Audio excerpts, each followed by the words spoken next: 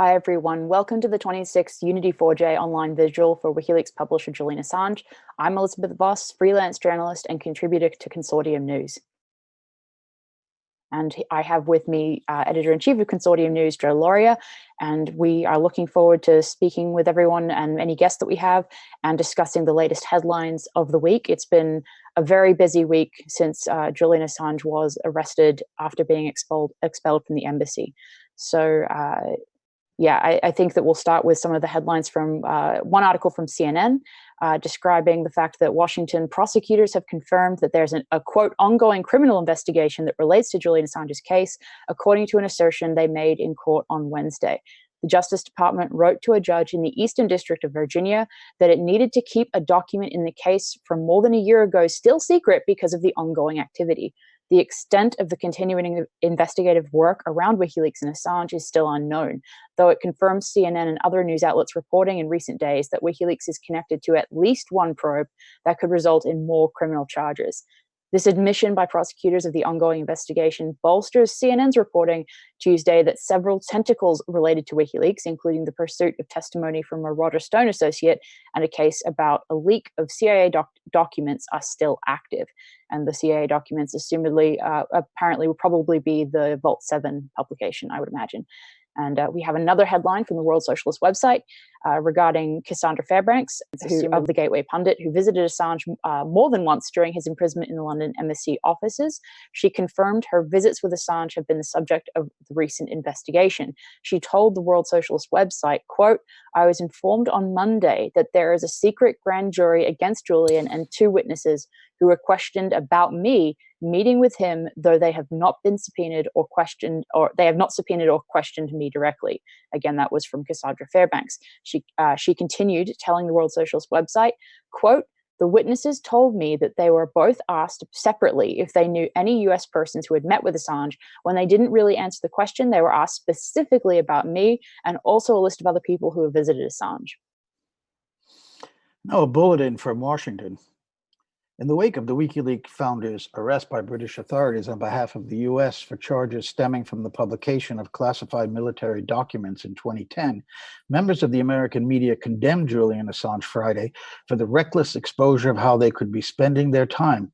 Quote, "We denounced Julian Assange in the strongest possible terms for his negligence in publicly demonstrating the kinds of work journalists could actually be doing to investigate government malfeasance and hold the powerful accountable," said Washington Post editorial page editor Fred Hyatt, speaking on behalf of many of the leading members of the media who castigated Assange for never once considering the harm that bringing rampant government criminality to light, no matter the consequences to other news publications' reputations. Quote, "It's abundantly clear that Mr. Assange was focused on exposing documented evidence of U.S. war crimes in Iraq and Afghanistan without so much as a thought for the journalists who faithfully parroted the U.S. military's talking points when we could have been investigating information that ran contrary to that narrative. Does he realize how that makes us look? The fact that he just published information vital to the public interest from primary sources exactly as it was written, instead of working with government officials to omit the most damaging parts in exchange for keeping access channels open, is simply beyond the pale. The fact that the American public now knows what we're actually doing day to day is incredibly harmful to this nation," said The Onion, and one of the most biting and sarcastic accounts that I have seen. Of course, it's a joke, but there's a lot of seriousness in that criticism. Absolutely. Now, I want to move on to a remark that Attorney General William Barr made on Thursday when he was introducing the Mueller report. But first, I'm going to quote Senate Minority Leader Charles Schumer, and this is not from The Onion, even if it might sound like it. Schumer tweeted, quote, "Now that Julian Assange has been arrested, I hope he will soon be able to be held to account for his meddling in our elections on behalf of Putin and the Russian government." Close quote. Democratic chairman of the House Foreign Affairs Committee, Eliot Engel, tweeted that Assange, quote, "time after time compromised the national security of the United States and our allies by publicly releasing classified government documents and confidential materials related to our 2016 presidential election." They should be reminded that the indictment that came down on Thursday last week, right after the arrest, had nothing to do with the 2016 election. Had nothing to do with hacking either. It had to do with journalism, which we'll get into later. And Bill Barr, the Attorney General, made that clear at his press conference. He said, he actually called, by the way, WikiLeaks a publisher. Now that's key. We'll also talk about that a little bit later. There's been this concerted effort for a long time to try to say that Assange and WikiLeaks are not publishers and not journalists. Bill Barr called them a publisher. And his quote is exactly this: under applicable law, publication of these types of materials, and he's talking about the DNC and Podesta emails, not what Manning leaked back in 2010, which were well-classified information. These emails, of course, are not classified. They're privately held, and they should not be stolen, but they are not classified. So he's saying under applicable law, publications of these types of materials would not be criminal unless the publisher also participated in the underlying hacking conspiracy. He's talking about the 2016 election, which, of course, Mueller has just stated flat fact as without any question that Russia is the one that hacked it, even though this is only an allegation. And the evidence that he gave in the report was simply file names that he says were sent by Guccifer 2.0 and DC Leaks to WikiLeaks. We don't know who Guccifer 2.0 is or DC Leaks, but Mueller says it was Russia, and everybody in the corporate media is believing him without it ever going to trial or even any forensics being backed up to show that. So I'm just pointing out that Barr seemed to be saying here that they cannot indict WikiLeaks or Assange for the 2016 leak unless they could prove that he took part in the stealing of these documents, where that didn't seem to stop Schumer and Eliot Engel from saying they want to go after him for that election. Glenn Greenwald underscores this with a tweet. He says it should also be noted that Barr said that WikiLeaks could not have committed a crime by publishing the DNC Podesta emails unless they participated in the hacking itself, which I don't believe anyone has claimed that they did. And we have another tweet as well from Glenn Greenwald saying, this is an April 18th tweet saying, quote, "There is needless to say no hint or suggestion in the Mueller report that Paul Manafort visited Julian Assange ever in his life, let alone 3 times in the Ecuadorian embassy during the election. It would obviously be there if it had happened. How can the Guardian not retract this?" And we have another tweet from the Defend Assange campaign, also on April 18th, which stated, quote, "Nobel Peace Prize laureate Mairead Maguire at the European Parliament gave a powerful speech accepting the GUE NGL Award for journalism on Julian Assange's behalf earlier this week." And I definitely just want to add that it's as to what Joe was mentioning just a second ago, it's really unfortunate that we have the conflation of leaking and hacking in 2 separate, really important instances, one being the indictment relating to the 2010 material and the false reporting that Assange was allegedly helping to engage in a hack, which is just false, as Glenn Greenwald very aptly described in his article on the subject. And then we have now also this additional discussion of leaking versus hacking in the 2016 election. It just leaves a lot of room for establishment press to maneuver in implying and basically false reporting on that issue and confusing the public. Well, there's a lot of reputations are on the line in the media and in Congress and other official circles because they went out on the limb over 2.5 years saying that there was collusion or a conspiracy between the Trump campaign and Russia to steal this election, and that Russia hacked those materials and gave them to WikiLeaks, and WikiLeaks somehow knew this, and they maybe participated somehow in another crime. And in fact, the collusion or conspiracy thing was completely debunked by the Mueller full report. There's no question about that. That is not possible to believe anymore. So they're going on to other things, they being the corporate media and people like Schumer and Engel and Adam Schiff and that crowd in Congress. They're going on to other things. They're trying to move it to the 2016 election. They're trying to say that because Trump reacted so strongly against this investigation, that means somehow he was obstructing justice. Now, I don't want to keep harping on Greenwald, but he made another really good point in another piece saying that there were only 2 possibilities why Trump reacted the way he did. Either he had something to hide and there was some kind of underlying criminality, and now the report shows that there was none, or he was just reacting to what he called a witch hunt, to this attempt to undercut and undermine his presidency. And he reacted maybe like a bull in a china shop. This is Donald Trump we're talking about. But that was maybe a reaction of a man like that to being And of course, he's swearing and all that. And we know about that. Listen to the Nixon tapes. Talk about somebody swearing. The idea that a president is swearing, I don't think there's probably ever been one. Maybe Jimmy Carter, and even he probably sweared on occasion, being a Baptist minister. But so we're looking at this feverish backpedaling. The Washington Post, the headline is not about there's no conspiracy. It was all about the way Trump reacted. And now they're talking about impeachment. Well, that's, separate really from us, because what we're doing here, because we're talking about the fact that there's no evidence at all that WikiLeaks was involved in the obtaining of the emails from Clinton and Podesta Clinton and the DNC. Now, you have to recall also James Comey, when he was FBI director, in one of his testimonies said under oath that they believe that Assange and WikiLeaks received these emails from an intermediary. And therefore, that are cut out, as they taught in the shop talk of intelligence people. And that meant that he would not know who really got the emails. If Russia did do this, then why would they want anyone to know they do it? Trump people in the campaign? Absolutely not. That was always a ridiculous notion. Nor would he want anybody at WikiLeaks to know. You don't want anybody to know if you're doing an intelligence operation, except the actual people who actually have to know. So if they hacked it and they wanted to turn it over to WikiLeaks, they would have gotten somebody, a non-Russian most likely, and maybe handed that over. Now, the contradiction, interesting, in the Mueller report is that it says there was a cutout and an intermediary had delivered it, but they're also saying that there were these files of all the emails from the Podesta and DNC that were sent over the internet to WikiLeaks, and they give the file name, and it said Guccifer 2.0 and DC Leaks were the ones who sent it. Now, was it both? Did they send them by email to WikiLeaks, or did an intermediary? Or is the intermediary GC 2.0? No, that wouldn't be an intermediary, because they're saying that's Russia. That is not proven.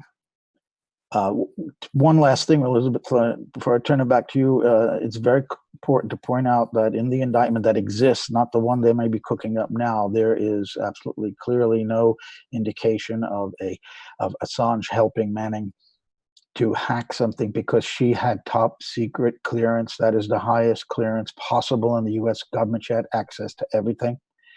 She did not need Assange to help her to get that. What she needed was her journalist working with her, Assange, to help her hide her identity. And therefore, he tried to get her to a password to get into someone else's name. That was the purpose, to hide her identity, not to get into something she could not otherwise gotten into under her own user ID and password. Now, Bob Perry, who founded Consortium News, of course, was a great investigative journalist, and I mean really great investigative journalist, because he uncovered much of the Iran-Contra scandal in the 1980s and other things about the Reagan administration for AP and then for Newsweek. And Bob wrote a piece in December 2010, which I just republished, very interesting and very, very pertinent right now, in which he's writing about how the Obama administration was initially thinking of indicting Assange for this very thing and run the very evidence that Trump used to indict Assange last Thursday. Now, what was that? That he was helping him hide her identity at the time. And Perry writes that he did that all the time. And then he also encouraged his sources to give more information, which is what they're accusing Assange doing by saying this quote. They love this quote about, curious eyes never run dry. So he was trying to egg his source on to give more. Perry said that's absolutely de rigueur. That's what you do. And he even admits, Bob, in this piece, that he encouraged his sources to break the law if necessary, to get him the classified documents that would expose a much bigger crime. That's what whistleblowers do. They often have to break a law, like Dan Ellsberg did, by giving out classified information that would reveal a bigger crime. In Ellsberg's case, the ongoing lies about a disastrous war in Southeast Asia, and of course, in Manning and Assange's case, the killing of people in cold blood by American pilots in Baghdad, and other crimes and other misdemeanors and other corruption. So that, yes, he may have encouraged her to even commit a crime, and that was standard journalistic practice, Bob Perry says. And that's where we stand now with this indictment that is pretty much a joke, as Kim Dotcom said last Thursday during our emergency meeting on the day of his arrest.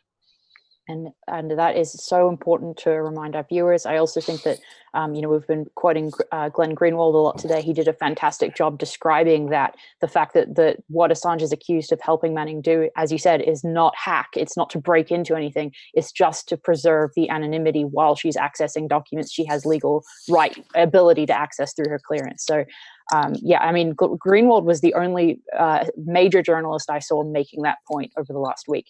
So we really appreciate his coverage on that. I think it's also interesting that Manning at the time, her work, she had such a high clearance level that she was working in a skiff, so that if that gives any idea of the level that she was working at. But turning now to our guests, we have Margaret Kimberley with us, who I'll be bringing on now shortly. And we also want to say that it's really saddening to see the press kind of unquestioningly taking this description of Gustav II, being this intermediary without questioning at all. Well, if this is an intermediary of Russia, why did they leave Russian, fingerprints on a document? Why did they self-incriminate to that extent? It doesn't make any sense. And there's literally, to what I see, there is no critical thought process going on in the press when it comes to the Mueller indictments, allegations of hacking intermediaries, etc. I was in the National Press Club where I am right now having lunch just a while ago, and I overheard a guy telling his lunch guest that he heard about this group of whistleblowing former CIA people who were saying it couldn't have been a hack, it had to be a leak, and how could Russia have been so sophisticated to have left behind these ridiculous clues? So I introduced myself to him and said that I'm the editor of the publication that publishes that, and he was overwhelmed. He loves Ray. He's never met him, and he gave me his card. So there are people even in the National Press Club talking about the VIP's memo. Margaret, welcome. Thank you, Margaret, for joining us. How are you all? Hello. I'm pretty good. Yeah, we can hear you. Great. Good. Thanks for joining us on Good Friday. Yes, good. We have a video of Francis Boyle, an interview I did with him yesterday on the extradition UK-US extradition treaty. Can you stay with us through that, or would you like to talk now and you have to run, then we could play it after? Through, yeah. So then we could talk about that as well. Good. Sure, I can be on for until like 5:30 New York time. Excellent. Perfect. So it's a 30-minute, it's a 5-hour video, Mark. No, I'm kidding. It's a 30-minute video. And if the tech people could line that up now and play it, everyone else could watch my interview with Francis Boyle talking about the extradition treaty, and then we'll chat with Margaret about it and with Elizabeth and me.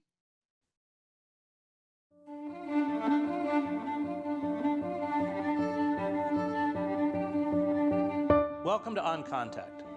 Today we discuss the efforts to force the publisher of WikiLeaks, Julian Assange, out of the Ecuadorian embassy in London, where he will be extradited to the United States to stand trial with journalist Joe Lord. When she calls journalists his colleagues, she'll put a chill down my back because they are not acting like his colleagues. They're abandoning him, and it's really, they don't know what they're doing to themselves ultimately.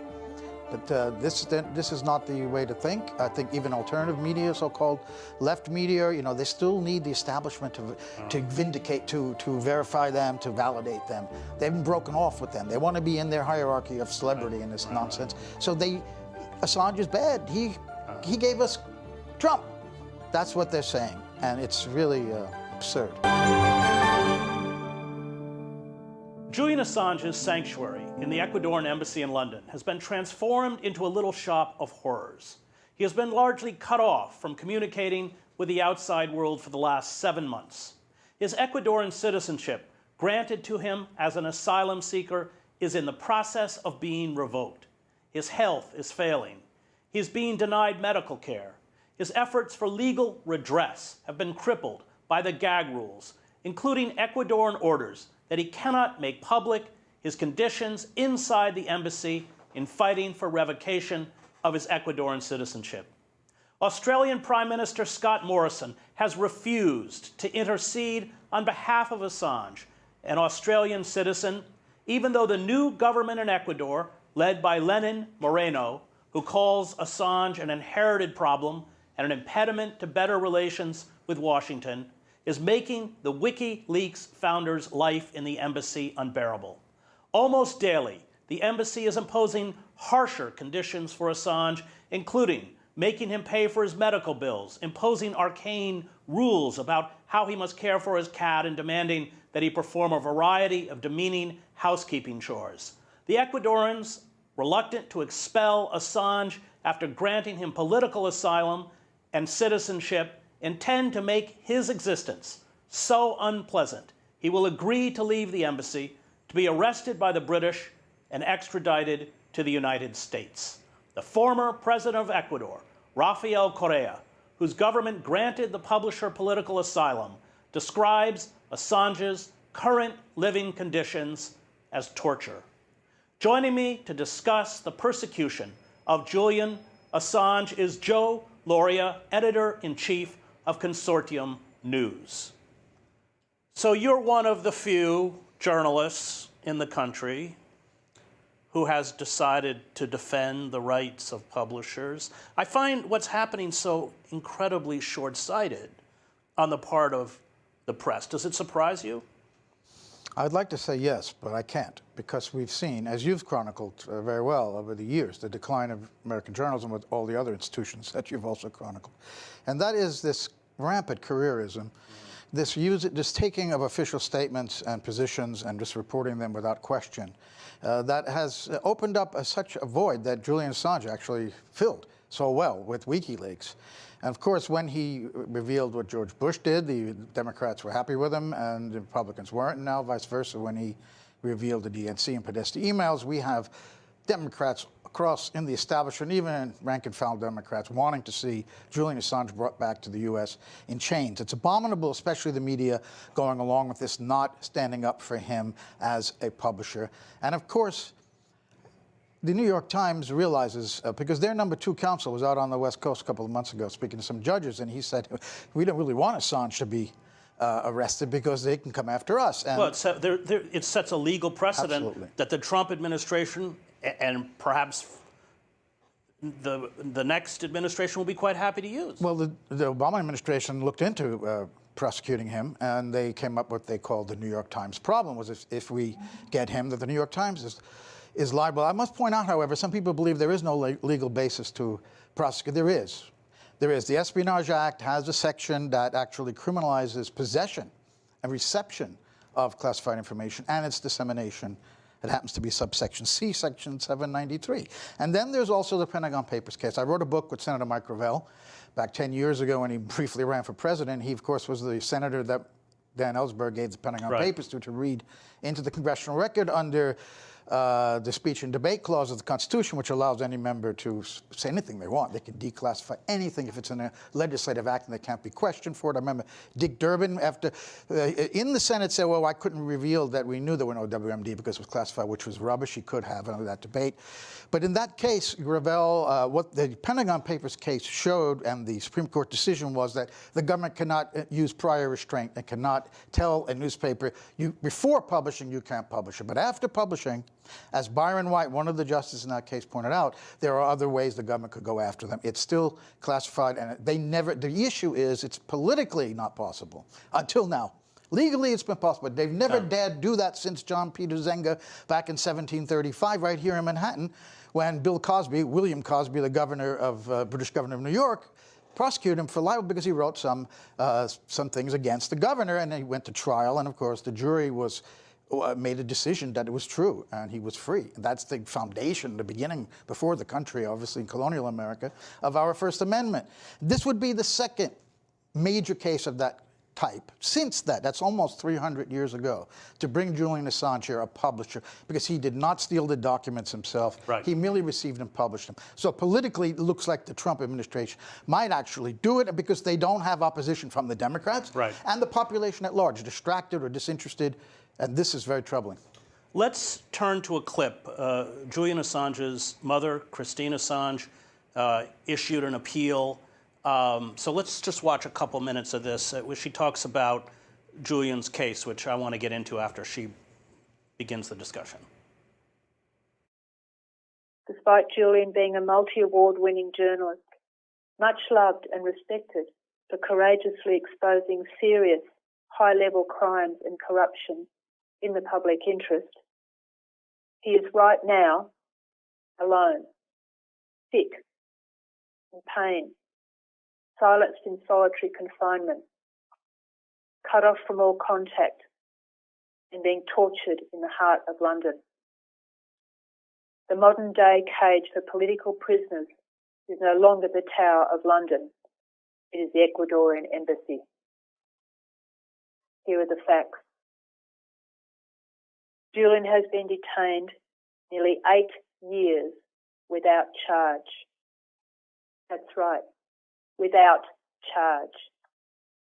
For the past 6 years, the UK government has refused his request for access to basic health needs, fresh air, exercise, sunshine for vitamin D, and access to proper medical and dental care. As a result, his health has seriously deteriorated, and his examining doctors warn these detention conditions are life-threatening. A slow and cruel assassination is taking place before our very eyes in the embassy in London. In 2016, after an in-depth investigation, the United Nations ruled that Julian's legal and human rights had been violated on multiple occasions, that he'd been illegally detained since 2010, and they ordered his immediate release, safe passage, and compensation. The UK government refused to abide by the UN decision. The US government has stated Julian's arrest as a priority. They want to get round the US journalist protections under their First Amendment by charging him with espionage. They will stop at nothing to do it. As a result of the US bearing down on Ecuador, his asylum is now under immediate threat. The US pressure on Ecuador's new president resulted in Julian being placed into strict and severe solitary confinement for the last 7 months, deprived of any contact with his family and friends. Only his lawyers could see him. 2 weeks ago, things became substantially worse. The former president of Ecuador, Rafael Correa, who rightfully gave Julian political asylum from US threats against his life and liberty, publicly warned that when US Vice President Mike Pence recently visited Ecuador, a deal was done to hand Julian over to the US. He stated that because of the political cost of expelling Julian from their embassy was too high, the plan was to break him down mentally. A new, impossible, inhumane set of rules and protocols was implemented at the embassy to torture him to such a point that he will break and be forced to leave. So let's talk about why Julian is there in the first place. Well, he knew early on, from 2011, there was the idea amongst his lawyers and himself that there was an indictment sealed. Now we know for sure because it was mistakenly revealed. Mistakenly, that's a whole show right there about that mistake. So now we know there definitely is an indictment waiting for him. So he knew that if he were arrested by the British government or by the Swedish government at the time of the sexual abuse allegations, that he could... Which were later dropped. Totally, he was never charged with any crime. He was back in the 80s, apparently, for some hacking, but not in the current time we're talking about. He's never been charged with that. That is always reported wrongly by everybody. He wasn't charged with a crime. He was under investigation. There was an arrest warrant because they wanted to question him. Ultimately, the British government, and we know from Stefania Morici from the La Repubblica, from her FOIA searches, that the British government put a lot of pressure on Sweden not to come to London to question him. They wanted him out of there, to go out of the embassy or to Sweden. And we should be clear that he was given diplomatic, protection or within asylum within the embassy, but the British would not grant him safe passage from the embassy to the airport. They wouldn't allow him to get a diplomatic passport, by the way, either. Yeah, which would have allowed also him to get out. So that's why he's been there, and now we know he cannot go. He will certainly be extradited to the United States. The British Defense Secretary said the British police will give him a warm welcome once he leaves the embassy, So that's why he's there. That's why he can't leave. You had especially with the material that Chelsea Manning provided to WikiLeaks, he was feted and courted by the very media institutions that have now turned against him, The Guardian, The New York Times, because they wanted his material. Yes, and why? Whose government did he expose then? Republican government, George W. Bush. So liberal media loved Julian Assange then. He's now exposed the Democrats. Right. This man is nonpartisan. He's nonpartisan, but people in this hyper-partisan time we're living in cannot understand it. They can't grasp what this means, to not take a side in two major political parties that have barely any difference on most major issues, particularly foreign policy. So, but they branded him, a guy who got Hillary Clinton to lose the election, which is complete nonsense. And it's all gotten muddled up in the Russiagate mania that we've been living through for 2 years. So he would come here and become the focus, perhaps, of even the Mueller investigation if they could pin something on him. But again, the Russians, whoever gave it to him, should be immaterial. Well, I worked for 20 years abroad. I was leaked all sorts of material by all sorts of groups, from the French intelligence service to the FMLN rebels in El Salvador to the PKK rebels to the Mossad to the CIA and the FBI. And what's important is whether those documents are genuine or forged. And it's very clear the Podesta emails were genuine. And from those emails, what did we learn? We learned that the Clinton Foundation received millions of dollars from Saudi Arabia and Qatar, two of the major funders of the Islamic State. We learned that Hillary Clinton, as the Secretary of State, paid her donors back by approving $80 billion in weapons sales to Saudi Arabia, which, of course, has now been used to prosecute the humanitarian crisis and war in Yemen, where half the country now is chronically short of food. There's a cholera epidemic, 60,000 dead. We learned that Hillary Clinton was paid $675,000 for speaking at Goldman Sachs, a sum so large it can only be described as a bribe.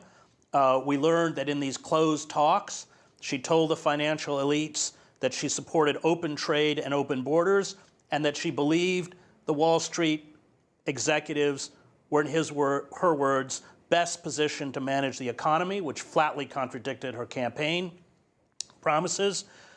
We learned that the Clinton campaign worked very hard to make sure Donald Trump was the Republican nominee.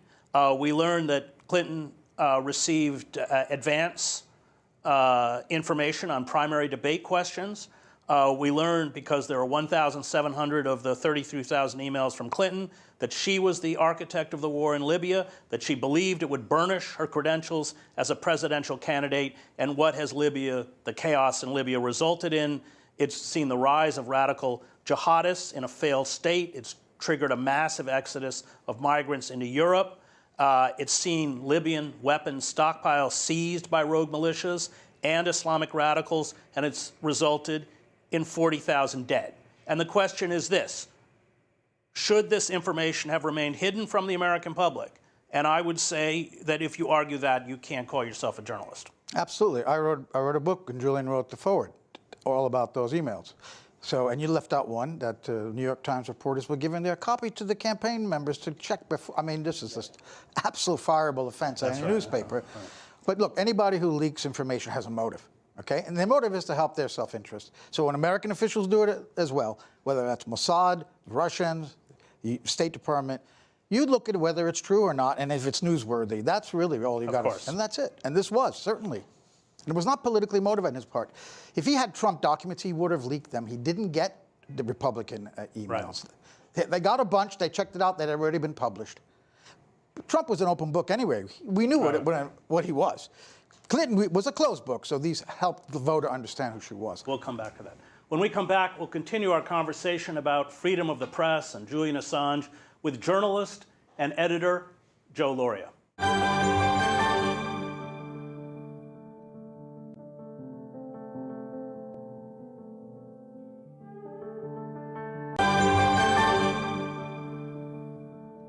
Welcome back to On Contact. We continue our conversation about freedom of the press and Julian Assange with Consortium Editor-in-Chief Joe Lauria. So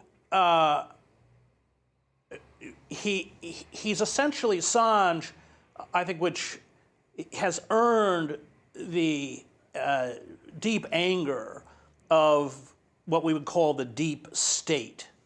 for all of these, for exposing the crimes of empire, exposing, as we spoke about earlier, the duplicity of the Democratic Party and the Clinton campaign, and then, of course, exposing the hacking tools that the CIA used. You can explain what that was. Well, the Vault 7, that thing really, I think, set off the CIA. They spent billions of dollars developing this, and they lost control of it. Explain what it is. Well, it was a bunch of things in there, obviously, but the main points were how they could use a TV to spy on us at home, etc. But especially this Marble program that was discussed, which was where the CIA had spent billions over years to develop, where they could go into metadata on a hack and put in fingerprints, so-called, of other actors in Iranian, in Persian, in or Farsi, I should say, in Russian, in Arabic, etc., to make it look like somebody else did the hack. This was really a key one. So it was blown, but they lost control of it, and then it was given to WikiLeaks, and they published it. And this was a huge embarrassment to the CIA. But in general, what you were saying, the crimes that they have committed, people who are still alive today, working in our government, running things, he is a direct threat to them because he's doing what a journalist is supposed to do. And most of our journalists aren't in the corporate media anymore. Expose what they're up to.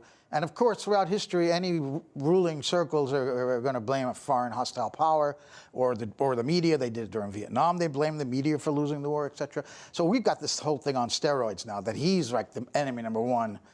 And WikiLeaks won't stop, incidentally, even if they get him. They want to make an example of him, and they want his sources.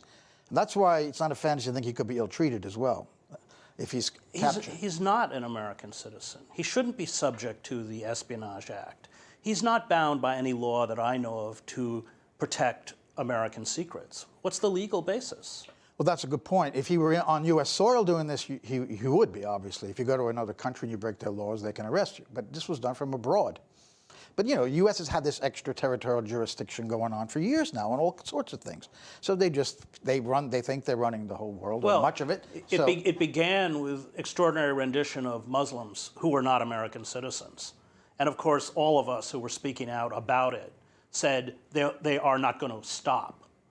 You've created a precedence by which dissidents are next, and this, of course, is exactly this is the major example of what's happened. Let's listen again to Christine Assange, a short clip here. They are setting my son up to give them an excuse to hand him over to the US, where he will face a show trial. Over the past 8 years, he has had no proper legal process. It has been unfair at every turn, with much perversion of justice. There is no reason to consider that this would change in the future. The US WikiLeaks grand jury producing the extradition warrant is held in secret, has 4 prosecutors but no defence and no judge. The UK-US extradition treaty allows for the UK to extradite Julian to the US without a prima facie case. Once in the US, the National Defence Authorisation Act allows for indefinite detention without trial.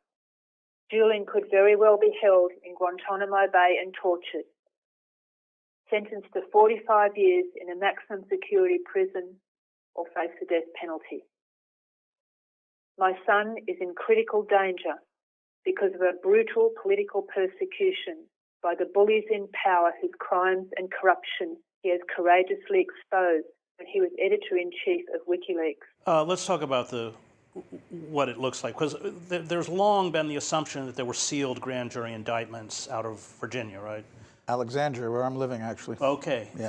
And we now have seen tangential proof of that. But let's talk a little bit about, as far as you can tell, how you think they will legally attempt to prosecute Assange if they extradite him. Well, I was just reading about, they could go off of the question of him having published secrets to try to prove somehow that he took part in the theft of the government documents. And there was this case in Iceland where the FBI went there and they tried to, according to some people, frame him and WikiLeaks for having ordered certain hacks of Icelandic government institutions. Well, didn't they pay a bribe, quite a hefty bribe, to former WikiLeaks member to essentially say that? Yes, right. He snitched. And then the Interior Minister kicked out the FBI. So that didn't work. But There could be something like that they want to try to prove that he was actively involved. Now, as you well know, Chris, you get sources, you are trying to encourage them, you want more information out of them. At what point is that like, go there into that drawer and steal that document from him? You're not going to say that. Why is that important to them legally? Well, because it's a crime to steal a document. Right. There's no question It's not a crime to publish them. Well, it could be, as I said, under this espionage. It's been politically untenable to do it until now. They can't do it. Nixon didn't do it to Gravel. He could have. He got the Pentagon Papers published at Boston and Beacon Press, and the FBI raided Beacon Press at that time. But they didn't prosecute because they couldn't get away with it because of the sense of the First Amendment that you cannot punish a publisher for publishing documents that he didn't steal, that he just received. But you can do it. But that's why this would be an unbelievable case if it happens. It would be an unbelievable precedent, which is why the New York Times and the Washington Post and CNN, they don't want this to happen. Their lawyers don't want this to happen. Because, especially with Trump, the way he feels about the media, that's why I think they may do it. He's so crazed about it. And then he could go after them. Yeah, of course. How would they use the Espionage Act? The Espionage Act, 1917, the equivalent of our version of the British Foreign Secrets Act, was written to prosecute people who were giving information to a hostile power. How would the Espionage Act... There have been additions to it. That was originally just a war about the First World War. But the additions, including subsection C, section 793, says if you receive these documents and disseminate them, you're liable to prosecution. It's there. It's in the statutes. It's in the Act. It's never been used for that purpose. Right. It would be extraordinary. It's been misused by the Obama administration against people like Tom Drake, et cetera, the Espionage Act, where he gave some information that wasn't classified. In the end, it was proven to the Baltimore Sun. But they charged him under the Espionage Act. So this is like, it's ridiculous. Even Ellsberg was not a spy, I mean, in that sense. And he was the other one of the other few ones before the Obama administrations to be charged under it. So if they wanted to use this part of the Espionage Act, it would be an extraordinary political development that no administration has done before. Not since, I said, back in colonial America. So that's what we're all worried about. And I don't think he'd get a fair trial. As Christine said, it would be a show trial because they could use the state secrets privilege. They can get to a point where they get a judge who has clearance. They can go in the chambers and tell the jury, we have classified information we can't show you. Show the judge. He comes out and says guilty. Go home. And the defense has never seen the evidence. They use secret evidence against Muslim jihadists, which means that both the defendants and their lawyers can't even see the purported evidence that's being used to charge them. That's correct. If it came to that, they'd use that. I think so. And as I said, he could be mistreated. They want his sources, and if they have him in custody, you never know what could happen to him. From what you can tell, because you in Consortium News you wrote about an attempted break-in. And it's difficult because his communications have been cut off. What, as far as you can tell, are his living conditions like at this moment? They're getting worse and worse, clearly, as we're coming to the moment when he's probably going to... And what have you heard? I've heard now that this cat that the media went over crazy about, which was a side story, but now it's gone, and that meant something to him. I haven't confirmed that. I've heard that he went a couple of days without food because his lawyers aren't allowed there every day anymore. There was a bank holiday in London. He went 3 days without food. I haven't confirmed that either. But the overall effect is the security. The door is open. People can walk in the embassy. Somebody did it again last night and filmed it and put it on Twitter. So the sense is the place is open, and they're making it extremely difficult for him to stay there. So they'd rather he leave on his own than have to go through to expelling him because of the legal complications in Ecuador. Let's have one last clip from Christine Assange. We need to make our protest against this brutality deafening. I call on all you journalists to stand up now, because he is your colleague and you are next. I call on all you politicians who say you entered Parliament to serve the people to stand up now.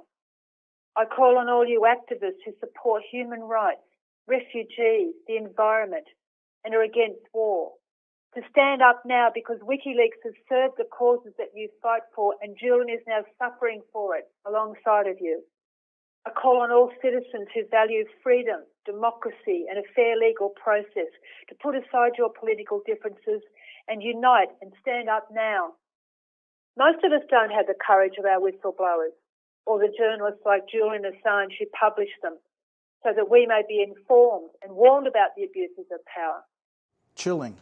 It's up to us, because the institutions, there's nothing within the institutions that are going to stop this. When she calls journalists his colleagues, put a chill one down my back, because they are not acting like his colleagues. They're abandoning him. And it's really, they don't know what they're doing to themselves ultimately. But this is not the way to think. I think even alternative media, so-called left media, they still need the establishment to vindicate, to verify them, to validate them. They haven't broken off with them. They want to be in their hierarchy of celebrity in this nonsense. So Assange is bad. He gave us Trump. That's what they're saying, and it's really absurd. And dangerous. It's a very extremely dangerous moment in American history. It really is historic, yes. Thank you, Joe. Okay. That was Joe Lauria, Editor-in-Chief of Consortium News. Terrific. Thanks.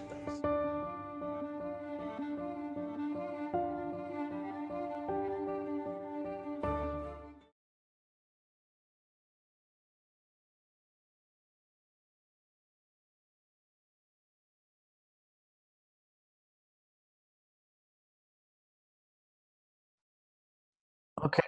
We're back. This is Joe Lauria with Margaret Kimberly and Elizabeth Voss. Hi.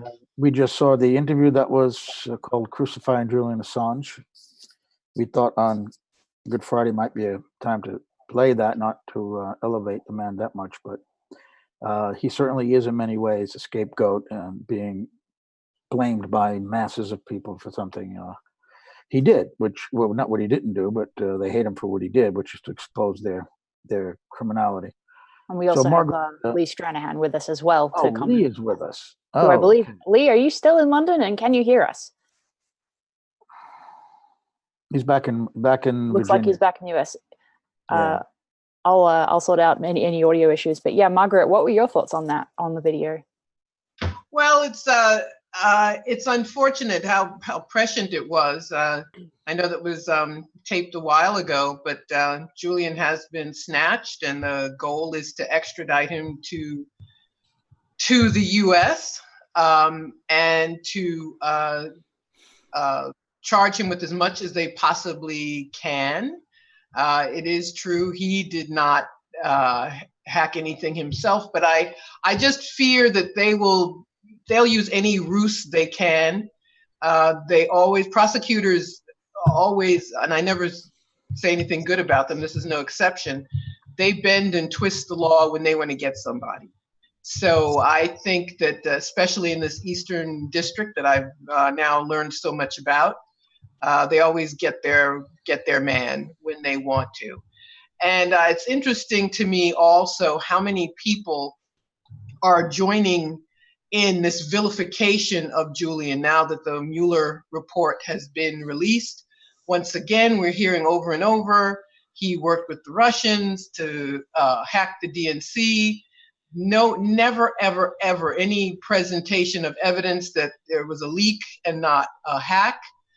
And he's being called a monster. I got this weird press release today from a man named Brad Bauman. I'd never heard of him before, but he identified himself as being a former representative spokesperson for Seth Rich's family. Yes. And he excoriated Julian for causing the family pain and being the only one who ever thought Seth Rich was a leaker. And he ends by saying we should not call him a journalist. He's a monster. And I don't know if this person is still representing. He says former representative of the Rich family, but he brings in Seth Rich to try to get Julian. And it's very shameful to me the way journalists have denounced Julian, the fact that they don't defend him, the fact that the Mueller report basically says that Russiagate, I hate to quote Trump, but it is a hoax. And there is nothing there, but they use it. It's like Rashomon. I guess everybody's finding a way to use it for whatever purpose they want.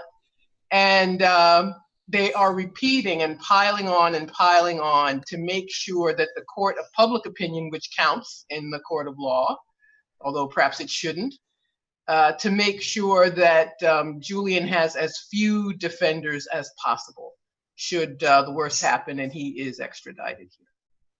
Yeah, that's their goal, extradition. Our goal should be extrication. Yes, somehow get him out of there. You know, you're Yeah. absolutely right, Margaret, that they're piling on. They're finding in this report ways to try to salvage their own reputations because they went so much out on a limb on this story. So they're trying to see, I'm going to read later, if we have time, an excellent article from FAIR in which they compiled all of the viciousness that the corporate media has been talking about. But I want to bring Lee Stranahan in here. Lee, first of all, that was an absolutely brilliant, simply powerful piece that you wrote, that 21st Century Wire put up the other day. It couldn't have been better stated. So thank you for that. And I'm welcoming you here. We're going to play a little bit later an interview with Francis Boyle about that extradition treaty with the UK. But can you tell us about your experiences in London and anything else you'd like to bring up? Yeah, sure. It was pretty amazing. So the day started, and Joe, I think you were on briefly that with the day started with Julian getting arrested this last Thursday. So when I got out of bed about 5:30 in the morning, which is what I do to host the radio show, that was the first thing we heard. I kind of made a decision that we were going to do a very different format than we normally do, and that we were going to devote the entire show to Julian. Radio Sputnik ended up thinking that was a good idea.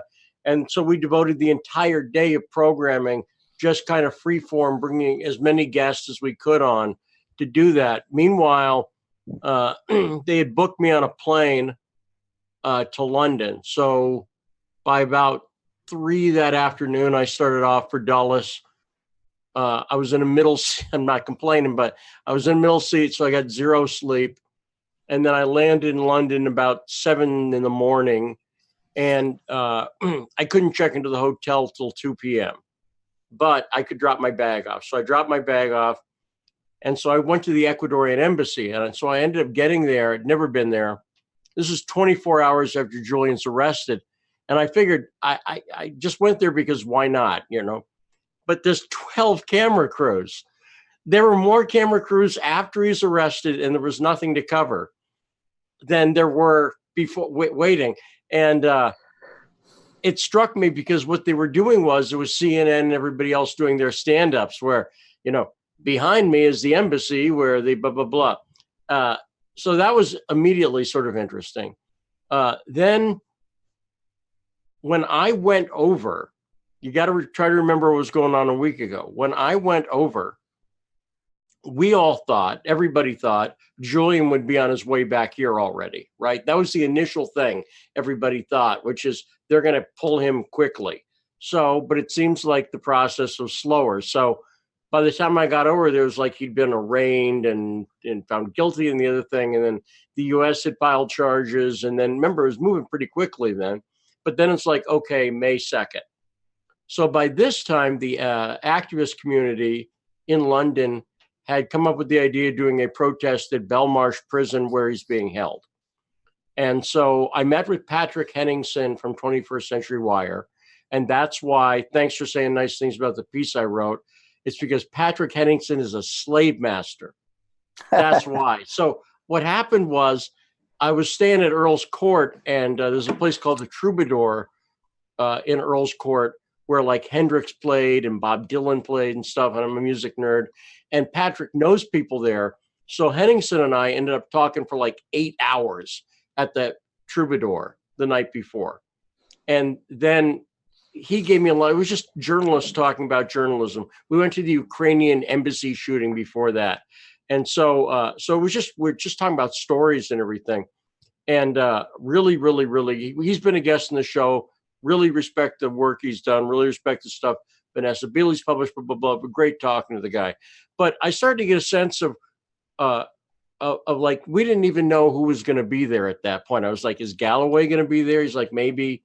We don't know. So he'd come up. He lives about 3 hours outside of London.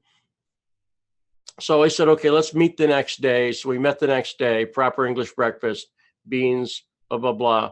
And so then we head off to Belmarsh. And so I've talked about Julian Assange a lot. We talk every week about him on my show. I've been on these, you guys have been nice enough to have me on these Unity for J things for a year. I was not aware of how I would be emotionally impacted by being in the physical proximity of the actual human being, Julian Assange, knowing that he was 100 or so yards from me. The only thing I can tell you is I covered the AME shooting in Charleston. And when you're at that AME shooting, the church was about 5 feet. You could touch the church. It was right there. And I was there less than 24 hours after the shooting. 8 people had been killed. That feeling, again, it's very, very hard to explain, but that feeling of just being that close to something can be overwhelming. So I was not kind of prepared for that.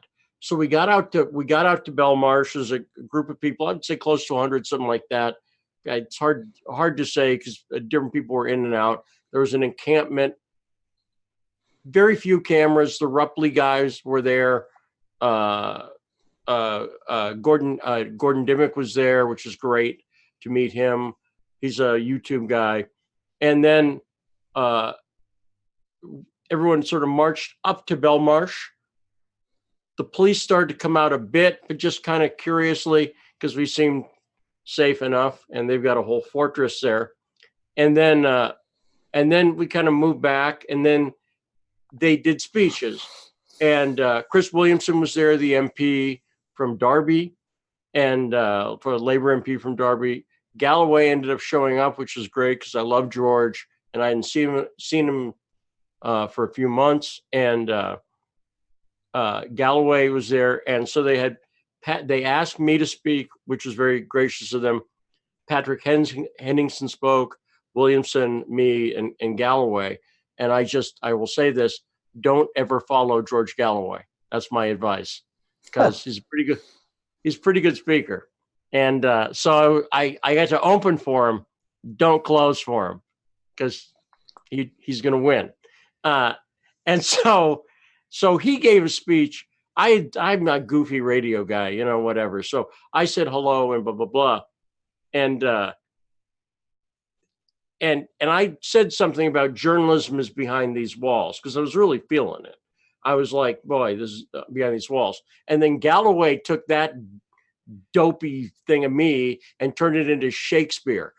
Right. And so then he comes out at just the oratory and does a gorgeous speech, which if people have not heard it, really go listen to Galloway's speech there. It is some fine oratory. And he does this whole riff about how, the purpose of journalism is to, find the truth and then convey it to the public. And if we can't do that, they might as well take us all behind those walls, and it was that, and really that got to me too. And so then we went out afterwards. Everyone went out to Nando's and talked and everything.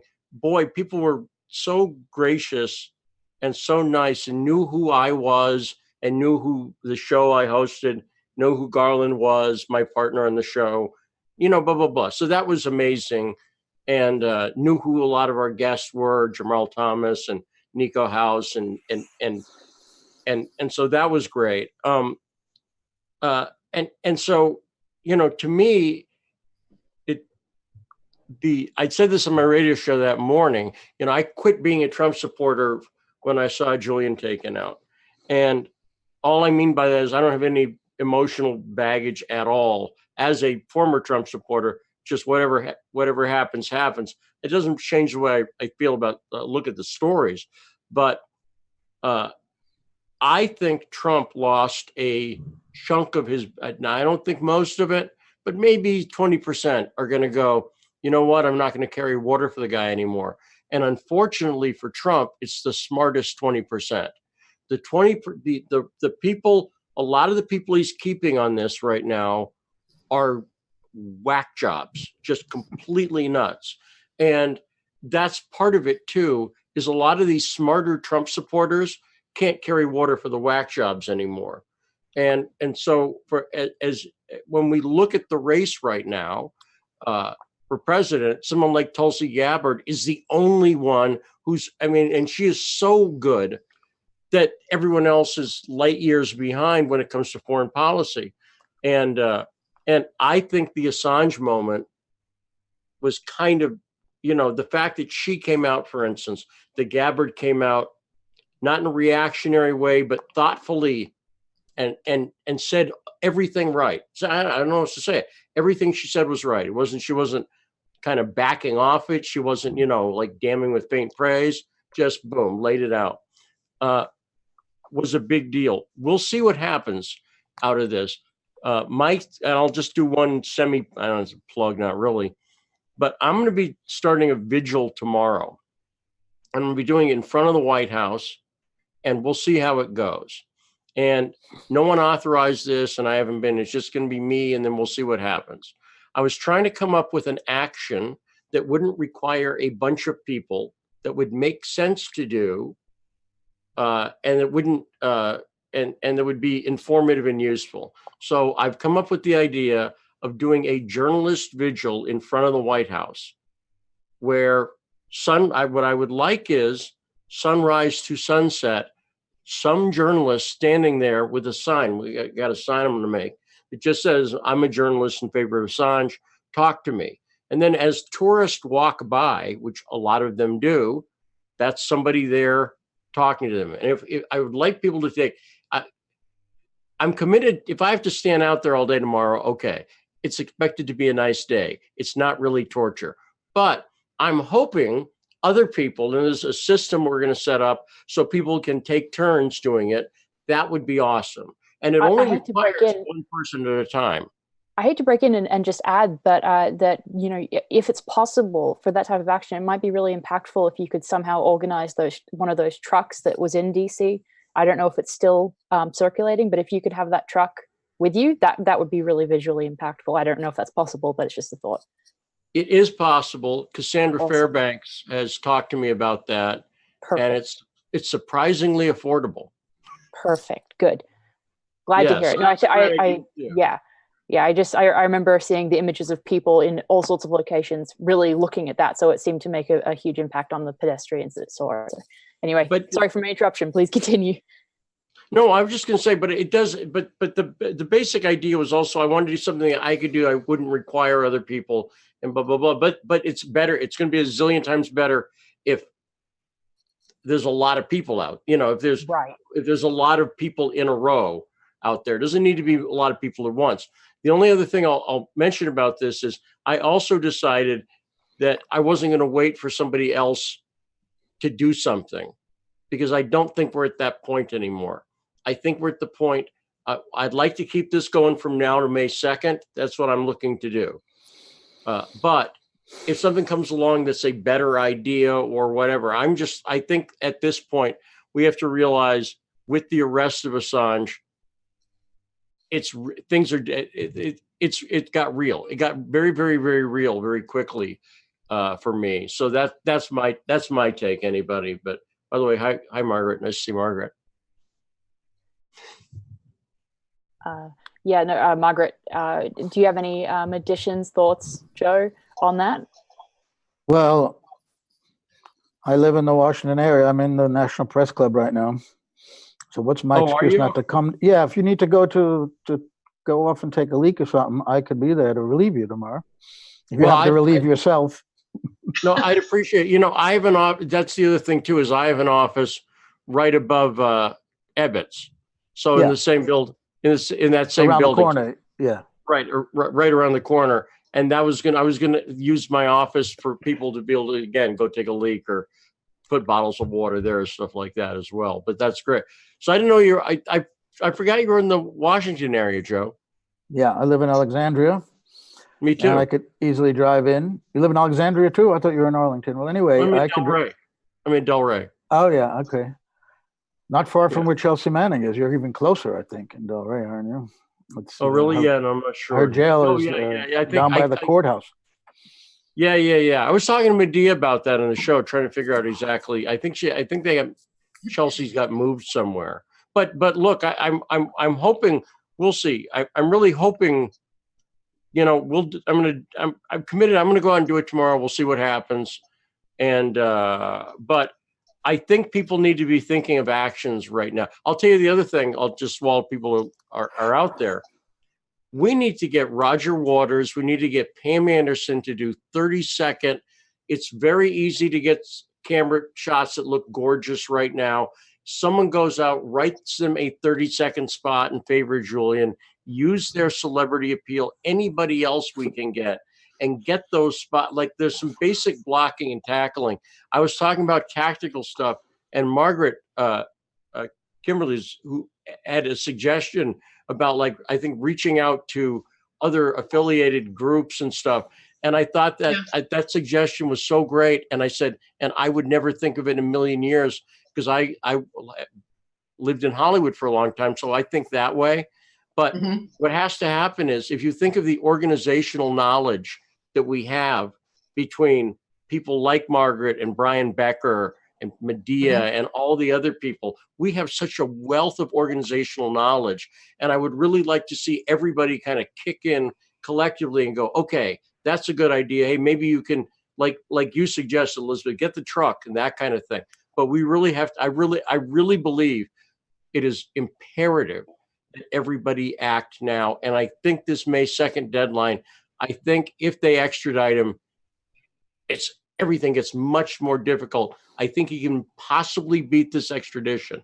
It seems to me that's possible.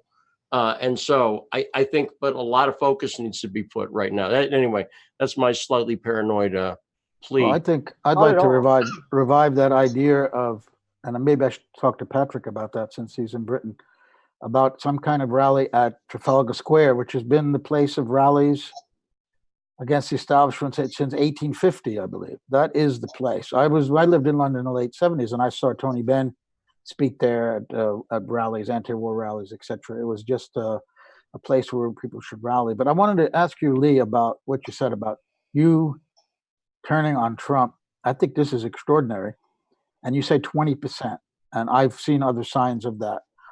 Can that hurt Trump to the point where he takes notice? And let's face it, he's all about, every politician, he's for himself, number one. So would he do something in terms of a pardon, for example? That's the ultimate.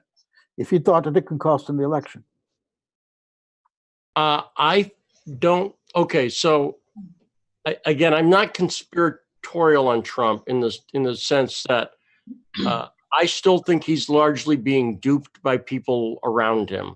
I don't think he's fully, and every bit of evidence I hear, when I hear who like influenced him on the Golan Heights decision, and it was Jared Kushner, I go, of course it was. I mean, it's just like, to me, he's betrayed by the people around him. But ultimately, at the end of the day, you got to go, he's signing off on this. I'll tell you, I've said this publicly before. Roger Stone told me about 9 months ago, I think. Roger Stone said to me, he said, if Trump thinks they're just coming for him, I mean, if they're just coming for everybody else and not coming for him, if Trump thinks he's not the target here, he's crazy. And he said, the problem is he's crazy. He said, the problem is he does not get that this is coming for him. And Roger was really adamant in the way Roger could be that was happening. This is long before Roger was indicted. They were talking about it. Trump does not seem to get, and it's almost suicidal in a sense, because the same people who hate him, Nikki Haley does not like Donald Trump, for instance, or whatever. You know, I mean, any of the neocons, they don't like him. And yet he's been duped over and over again. So for me, the Assange thing was, okay, the Chelsea thing could have been it. The Chelsea thing could have been it. When it was clear that they were going after Assange and have been for months. And then it's clear that they executed it. For me, that was just done at that point. You got to win me back. I'm gone. And I think a lot of people are almost there. But they're holding out hope, maybe, is that the candidate Trump will reemerge, right? The guy who was against regime change wars. But again, you know, the problem with Trump is he's a pragmatist. So he was never against regime change wars on principle, like a Tulsi Gabbard, right? And that's why if anybody who's principled about this stuff at all which is most people really, goes, okay, Tulsi's not just saying the right things. She seems to be saying them for the right reasons. And you look at Trump and you go, okay, a lot better than Hillary, but kind of hit or miss. And the audio now of him coming out death penalty or whatever, he was never, the Republicans all have the problem of this is, and it's, I get it. I completely understand it, which is at a certain point, respect for the military, which they have. A lot of people on the right respect the military, have families in the military, and so on. And that, if it turns into sort of blind loyalty, it can be easily mutated into blind loyalty, and that's where it gets dangerous. So even the Republicans who are kind of against regime change, don't like interventionist wars. If you play the national anthem loud enough and you get to picture the eagle just lit right, you can kind of sell them anything on that because they don't want to seem anti-military. And Trump is one of those guys. He clearly likes the military and everything like that. And he frankly just blatantly likes the money that was the thing during the Saudi thing, is he just admitted it. He said, well, we like the money from weapons. And at least that was refreshing for someone to actually come out and say what we suspected. But the Assange thing to me was the culmination of about 3 months of real belligerence in Syria, in Ukraine, in Venezuela. And it's no accident. It's all happening right now for a reason. That's why I say it's really imperative, I think, right now that people try to figure out. We have to help Julian get back. This is what happened. Julian lost a lot of people who were Democrats simply because they were poisoned because he helped Donald Trump, right? So how do you get those people who right now are wandering around lost after the Mueller report and remind them, hey, Julian Assange, remember that guy exposed Bush and everything? You kind of liked him, right? At one point, admit it, you did. Okay, well, now's the time to like him again. How do you get those people back? How do you get people on the right to go, this is the Assange who exposed the DNC? And, and everybody should be thinking of ideas and throwing them out, I think. So, well, Lee, let me just follow that up by if candidate Trump is shown the poll numbers and it shows him that 20% of his support has eroded because of what he is allowing to happen to Julian Assange, and that his initial reaction, I don't know anything about WikiLeaks, this cowardly reaction is hurting him.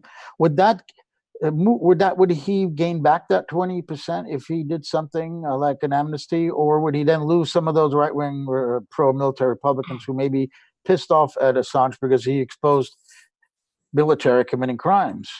Would anything move him to do something, or when it comes to his survival, that's the only thing I think that could do it?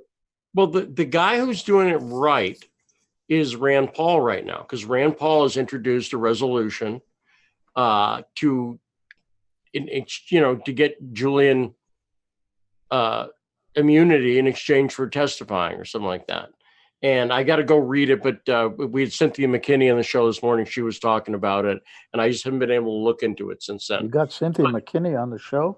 We've been trying to get Cynthia McKinney for a couple of months now. Go on. Oh, have you? Yes. That was my fault. We had an interview organized, and I managed to get a flu for the day that we were supposed to speak. Oh, well, so okay. But I tried I tried many times too. Okay, go on, Lee. Sorry. Cynthia's great. She's a good, and she's a lot of fun. But she was talking about this Rand Paul thing, and the president has an out right now. But the problem is he's got Bolton and Pompeo literally staring over his shoulder right now. And they absolutely do not want Assange to see the light of day again. And again, nor do they want Trump. Well, we've been talking about it for a while. Now, I don't want to get into the weeds on it, but basically there's a real attempt right now to fool Donald Trump. And it's going through an information pipeline that goes through John Solomon at the Hill, then it goes to Hannity, and then it goes to the president, basically. So if John Solomon runs a story that's like a limited hangout, which is what he's doing on this Ukraine interference, he knows that it gets the president retweeting it that night. Anything Solomon does gets to Hannity, goes to Trump. So they're using this to get to Trump. And this is part of a pattern of people around Trump. Again, something Rogers told me about. Everybody I know who knows the president at all knows, and I know a few people who know him, his information, they hide information from him. You can't do this, you can't do that. So they know that one of the only things he does do that they know is Fox. That's what he does. So they're using it as a way to fool him.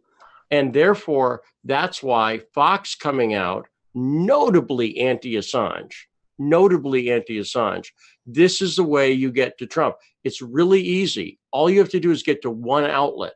If you just get to Fox, whatever messaging you get consistently there is what he's going to think. Because the other thing that everybody knows about Trump, who knows him, is the last idea he heard is the best one, right? And that's why at meetings this came from Bannon, in meetings early on in the administration, everybody would be at a table, and the secretary, cabinet secretaries, Bannon, whatever, and then they'd all get up and leave, and then Jared and Ivanka would stay behind. And then magically, whatever was talked about at those meetings, suddenly the president thought whatever Jared and Ivanka thought. And you could see this pattern developing. And I think history shows this is what was happening because he's very, very easy to predict. Trump is very, very easy to predict, very easy to play. So if you can just get it on Fox, he'll think it. And that's why it's so significant that they were immediately coming out, and you get the Daily Mail trashing Assange. I was getting reports, breaking news reports. So this is the full spectrum dominance information war. And the problem is a lot of people who are Assange, the followers following this story on the left don't watch Fox for reasons I understand. And so they don't necessarily see it's full spectrum warfare here. This really shows who the good guys and the bad guys are, I think. I think this is shown as much as anything, who's on the right side and who's on the wrong side. Absolutely. The defining moment. People have to come now. They have to make a stand one way or the other. It could never have been clearer that the Trump administration is criminalizing journalism because they're using the same evidence Obama had, Obama's DOJ, and they didn't indict him because they realized he wasn't hacking. He was trying to protect the identity of a source, what every investigative journalist does. It's we also have Ray McGovern with us. Okay. I'm going to bring him on now. Welcome, Ray. Hopefully you can hear us and we can hear you.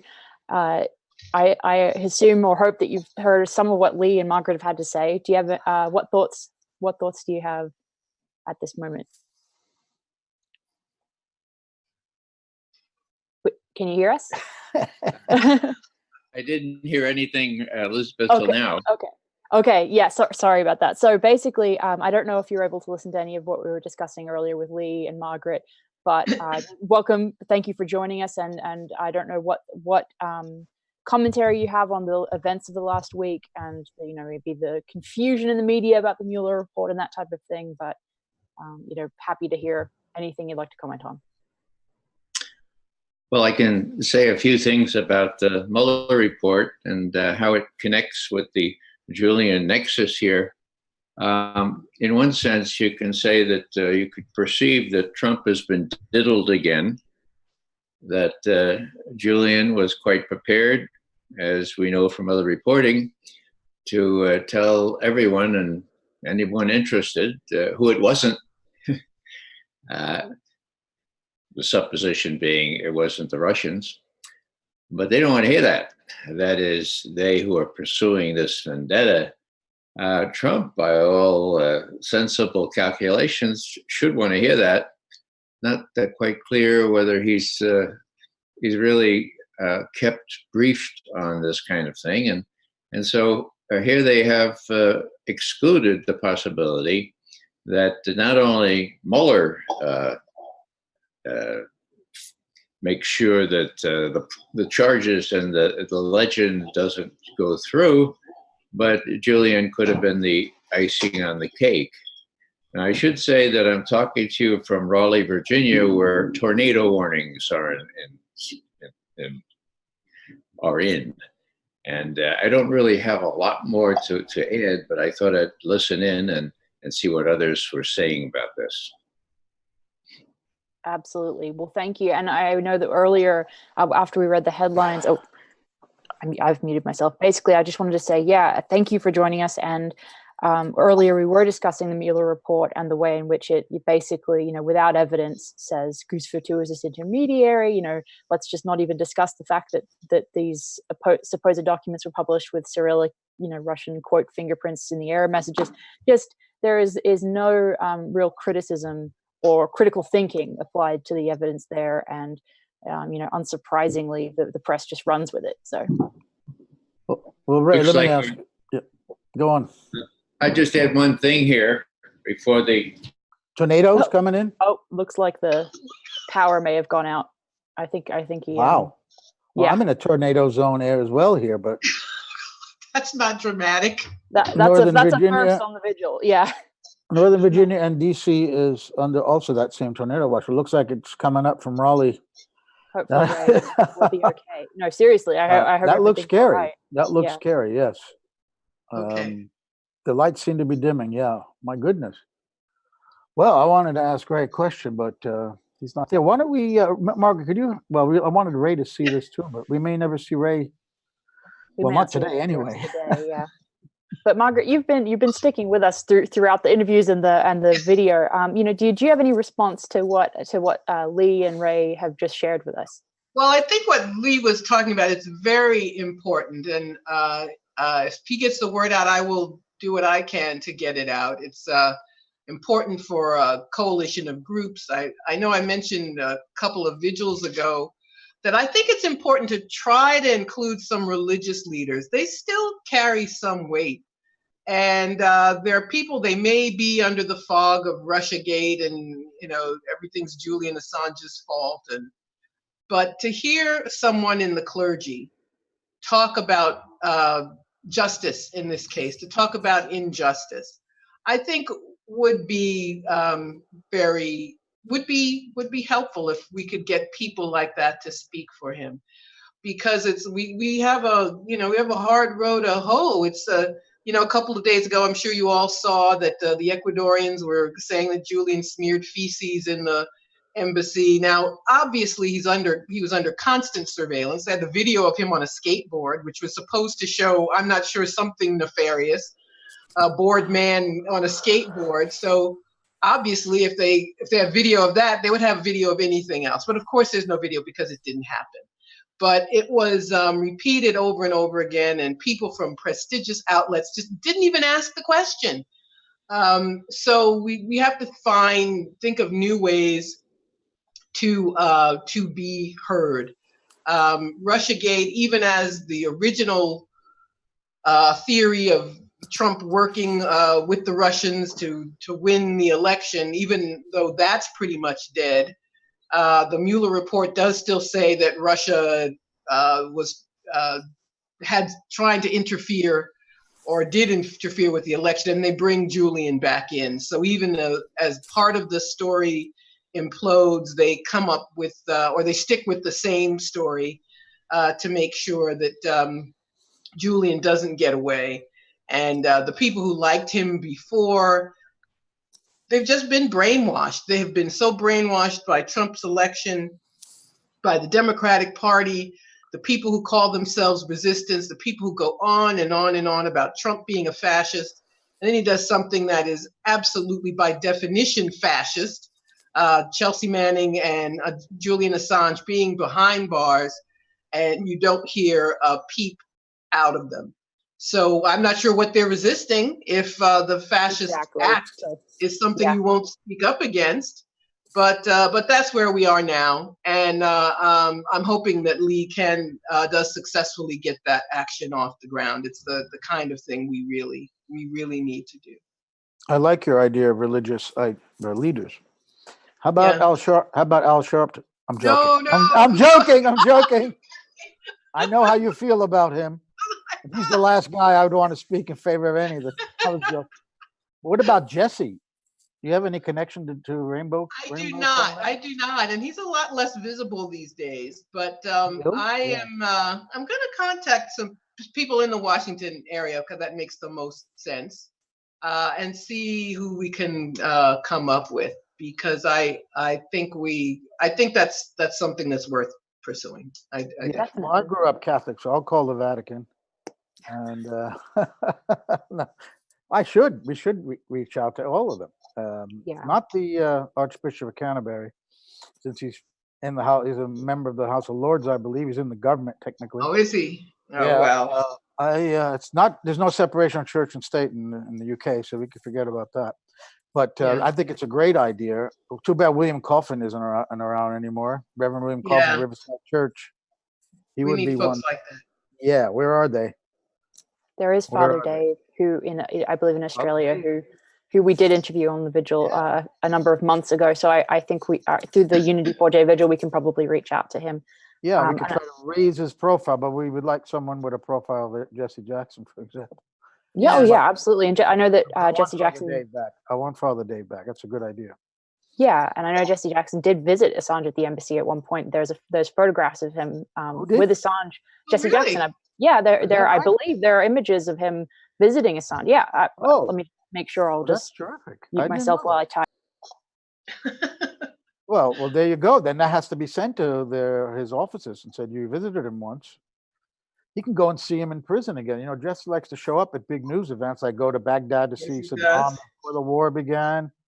And this is a huge story right now. So even though we've been on it for months before corporate media decided to pay attention in a horrible way. But if you could, if we knew he'd visited Assange already, that's very good. I see it on YouTube. I was gonna actually open up the images if you want me to and share it. But yeah, there are lots of images of him in the embassy with Assange, outside the embassy, standing with him on the balcony and that type of thing. So he has to try to go see him at the prison. Speaking of which, I don't know. I've been trying to keep up with the news over the last week. Obviously, it's been a really intense 7 days or so. What is the status? Do we know? And I've had this question asked a lot from people that follow Unity 4J. Do we know that Assange is able to access his counsel since he was imprisoned? I know that there was contact on the day he was arrested, but do we have any idea on any status with that? If we don't, that's fine. I just wanted to ask. They haven't said, but yeah, Jen Robinson went to see him that day. I would be really surprised if they didn't allow his lawyers to see him. I mean, that would be. They would have probably announced that already, that we're being blocked from seeing him. So we have to assume that they are. Good to know. Yeah, well, I'm just glad to provide some answer. Yeah, perfect. But, and I think returning to what Margaret said a couple of minutes ago about the way that Trump supporters the press have, not resisted Trump's, most overtly authoritarian actions of his entire presidency, arguably. I think it's also interesting that there's no criticism or critical thinking applied to the fact that the whole allegation of Assange and WikiLeaks helping Trump somehow via Russia really seems to be kind of debunked by Trump's treatment of Assange and Chelsea Manning and his, basically very overtly aggressive treatment of them, which when you look at Russiagate, and Tulsi Gabbard, Caitlin Johnstone, and many other people have pointed out that Trump seems to be almost trying to be more aggressive towards Russia and other, aggressive in Syria and other places in order to prove that he's not a Russian puppet, that he's not a friend of Assange or a Putin puppet. And nobody in the establishment press seems to be pointing out that maybe one of the reasons he chose to indict Assange, where even the Obama administration chose not to, may have been to prove, I'm not a Russian puppet and I'm not with Assange. Well, that was, that's a goal of Russiagate that succeeded. That as candidate, Trump said things that went against the bipartisan foreign policy orthodoxy, like wanting to have better relations with Russia. And Russiagate, one of the goals was to make sure he didn't make good on any of those things. And I always feel compelled to add that I was not a Trump supporter. I'm not saying he was a peace candidate, but he doesn't have my politics at all. But the system will not allow any deviation from what they have decreed, what the security state, and the Democrats and Republicans, they act as one. That's one of the ways when you don't see any differences between them. And they were horrified at the prospect that he might actually carry out some of those things he talked about on the campaign trail. So Russiagate had the desired effect. If he meant what he said about Russia, they made sure that he could not act on it. And the last thing he will do, I believe now, is do anything to give credence to those charges against him. And he's dodged a bullet with the Mueller report. Some of the dead enders, of course, insist that, he's still Putin's puppet or whatever. But by and large, that's has a lot less power than it used to. But he's hamstrung. So if he didn't want to snatch Julian Assange, he certainly can't do it. I mean, he went along with that decision, whichever Bolton and Pompeo, who are on this rampage, is the only thing I can think of, trying to start a war with Venezuela and snatching Assange and, all of these things simultaneously. As U.S. power wanes, that's why they're doing it. But so I'm afraid I don't believe we're going to see any deviations from that orthodoxy from Trump as a result. No, I completely agree with you. And I think another unfortunate aspect of the developments over the last few weeks, as we saw Chelsea Manning imprisoned, I noticed a really disturbing trend where I would have Trump supporters say, "How dare you ask me to support Chelsea Manning?" And it was like a mirror reflection of the people now on the left who say, "How dare you ask me to support Julian Assange?" And I think it's really sad to see how successfully propagandized the public is when it comes to these political factions, and looking at the fact that the information published by WikiLeaks obviously would not have been able to be published if it wasn't for Chelsea Manning submitting it, and if it wasn't for WikiLeaks being willing to publish it, she wouldn't have been able to submit it to an organization that would publish it, because we know she tried to do so beforehand. So I guess what I'm trying to say is that as Stranahan was talking about earlier, about the 20% of Trump supporters who may turn on him as a result of the Assange, decisions that the Trump administration has made, I think there's another quadrant of people on the right who are looking at the situation with Chelsea Manning and saying, well, I don't support that, and sort of backing off away into that pro-military thinking that Stranahan was talking about earlier. So I think that's an unfortunate trend. So. Yeah, and part of the problem with so many Democrats is that they attacked Trump from the right. So you had people who should have known better quoting the FBI and quoting the CIA and defending people like Comey and Mueller, that how dare he attack the intelligence agencies. And I remember that hysteria, the press conference with Putin and that he called a traitor. It was horrible, but the people, liberals, were leading the mob, I think, more than anybody. So that effect is still there. So it has deprived Julian of support that he otherwise would have gotten. By the way, I just got a text message from Ray McGovern. There are 4 words. It says, "We just lost electric." Yeah. I wrote back to say we saw that, and is otherwise everything okay? And he said, so far safe. Good. So his phone is working because it's on a battery, but they lost his power.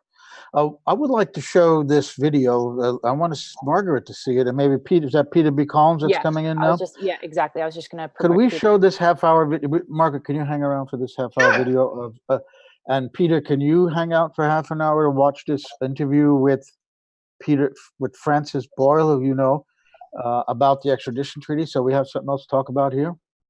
And Peter, if you can hear us, just let us know as well. Yeah, thumbs up. Yeah. Okay, great. Can you hang out for half an hour? Good. Kitty, can you roll that interview with Francis Boyle about the extradition?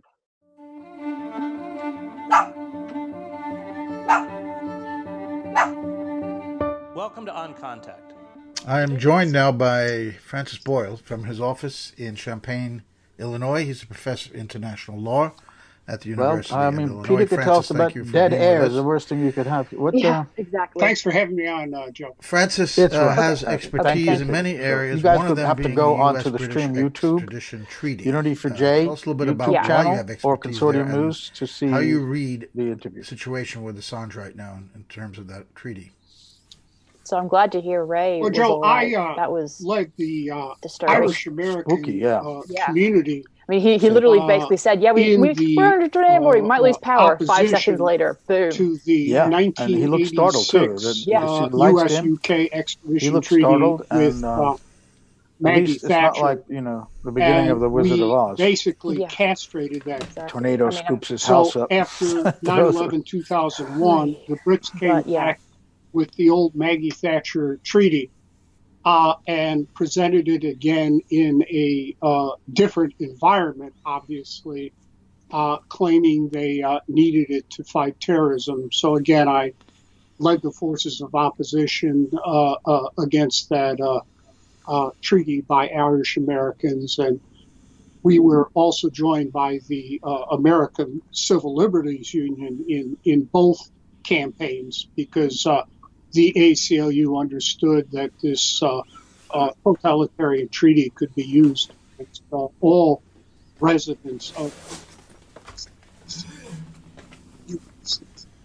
and others. To make a long story short, because of the change in the political climate after 9/11, I couldn't castrate that treaty, but we did call back basic protections of human rights, civil rights, and civil liberties for everyone here in the United States. Regretfully, that is not what happened in Britain. Everyone over there was bamboozled by Tony Blair, the so-called human rights prime minister, and effectively that treaty was enacted into British law without any of these fallback protections.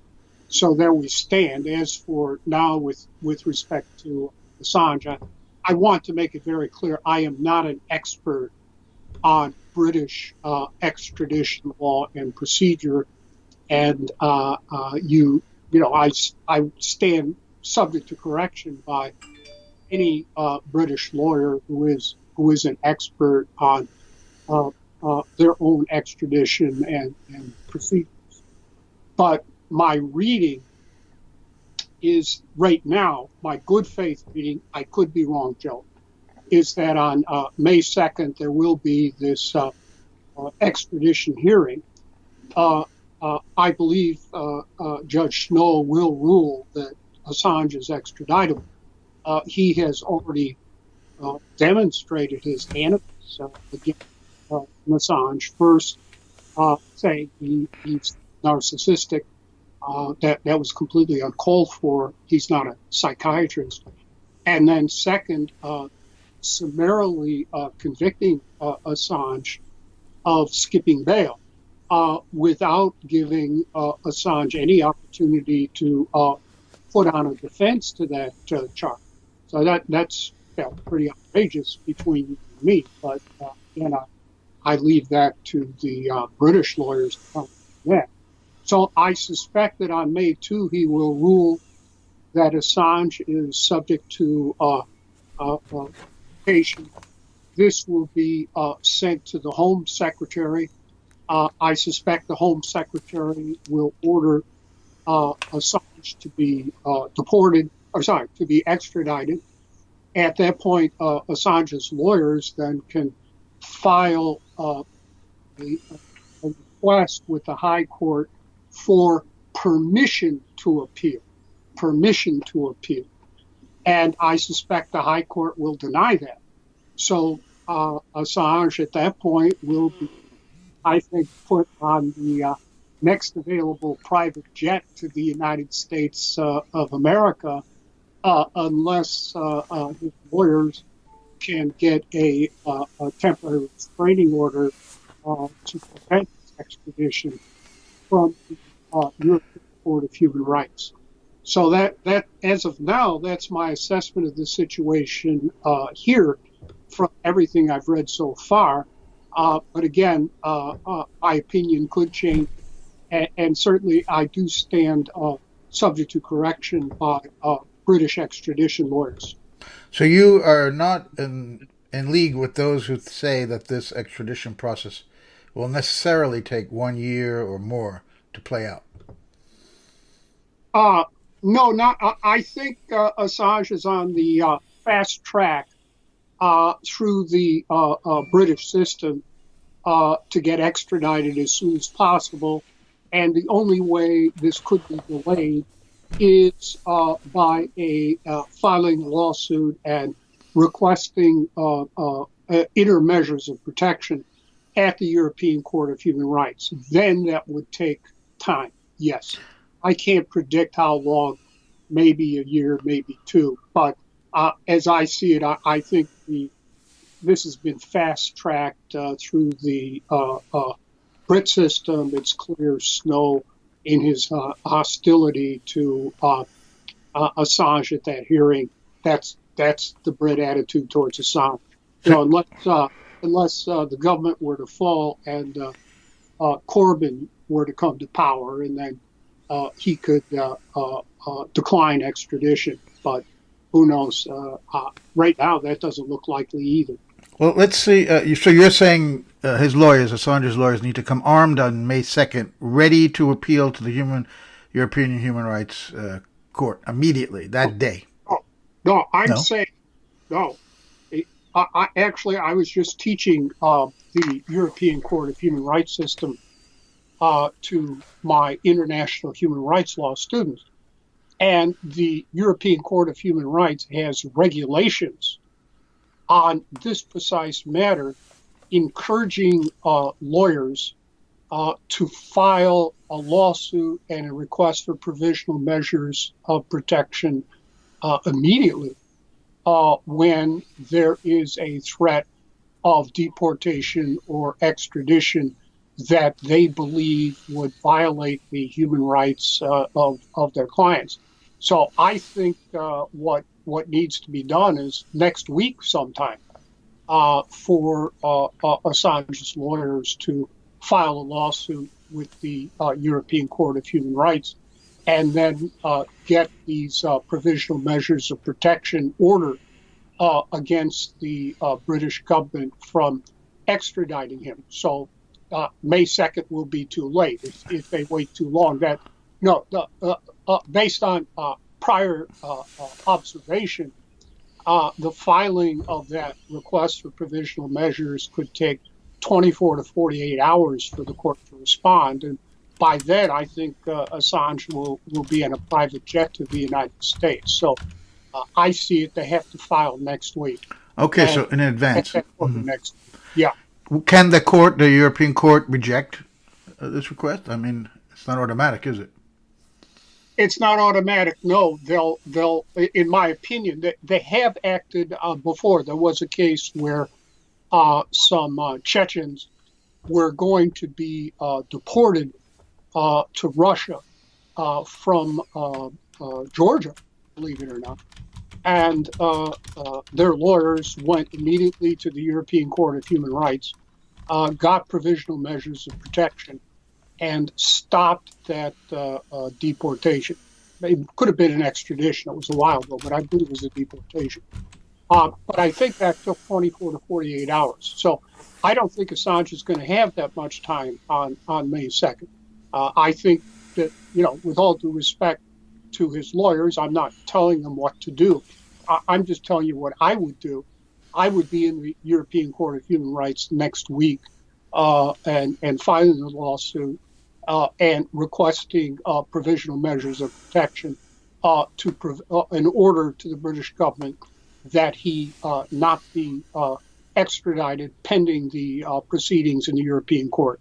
So if the process begins in the European Court and it takes a year and the UK actually does leave the European Union, Brexit happens, what happens to his case? It can't be interrupted in that case, can it? If Britain is no longer part of the EU? Yeah, that'd be extremely complicated question. That if Brexit occurs, of course, right now it doesn't look Brexit's going to occur anytime soon. We now have till Halloween, trick or treat, to see what happens with Brexit. But I would think that even if Britain pulls out, that would not affect the pending cases and orders. But I don't know. You really have to read the draft Brexit legislation there in the package deal there in Parliament. It's 400 pages long. I haven't read it. So it could have an impact, but I just don't know at this time. Now, you mentioned Corbyn. In what way could a prime minister determine an extradition case? Can the executive branch there, the prime minister, have that kind of sway over the judiciary in the UK? Well, it's not technically a sway over the judiciary, but if you read the treaty itself, the Home Secretary makes the decision on extradition. It's that simple. And the Home Secretary right now is reporting to Theresa May, and she's in cahoots on all this. So if Corbyn were to get in there, it would be his Home Secretary, and Corbyn has already stated that he opposes, not forward. Now, they did try to do the same thing to us here in the United States with this treaty. They tried to give the decision to the U.S. Secretary of State and knock the U.S. courts out of the process. But we fought back and got that in there that, you get to go to United States federal court first to have a hearing before there's any extradition. But the treaty is clear. The Home Secretary makes that decision. Not the judge. Okay. So can you explain? Well, technically, the judge will make the first decision, yes. Right. But I believe Snow, given his animus, dire animus against Assange, will rule that he is extraditable. That goes immediately then to the Home Secretary. And the Home Secretary, he made a statement there in Parliament saying nobody is above the law. So I think the Home Secretary, I heard him, I think, on the BBC, I think he's made it pretty clear that he will order the extradition of Assange as soon as the Judge Snow has ruled he's extraditable on May 2. Can you explain what the rule of specialty is? Am I saying it correctly? That's correct. Yeah. Normally in extradition treaties, there is in there what's known as the rule of specialty, which means that if a state extradites someone, the requested state to the requesting state can only prosecute on the grounds for which the extradition was granted. But in this case, in the U.S.-UK extradition treaty, and we pointed this out. I pointed this out to the Senate Foreign Relations Committee. The rule of specialty can be waived by the British government in the case of Assange. So if you look at the indictment that is the basis for the extradition request, and also now I had a chance to read the FBI agent's affidavit in support of that indictment that came out on Monday. It's a very narrow, technical, little picayune charge, computer intrusion, that is designed deliberately to strip the extradition request of any political implications, implications of freedom of press, freedom of media, freedom of conscience, freedom of anything, and reduce it to this very narrow, technical, little picayune charge, figuring that they would be able to get Assange on that charge. So once they get Assange over here, however, and we do know there's still at least one grand jury out there investigating Assange and everything related to this. My guess is that second grand jury will, if they have not already in a secret indictment that's sealed right now, indict him for everything under the sun, and including the kitchen sink. And then at that point, they will go back to Theresa May and say, would you please waive the rule of specialty? And of course, May will say, sure, and that'll be that. I think the other thing, we seriously need to consider here, Pompeo, when he was head of the CIA, called WikiLeaks basically a hostile foreign intelligence service. So are they trying to set the predicate here to ship Assange to Guantanamo and subject him to the Gitmo kangaroo courts down there, where the death penalty is permissible? Other figures have made it clear here in the United States they want to interrogate Assange. Well, he can invoke his Miranda rights when he gets here.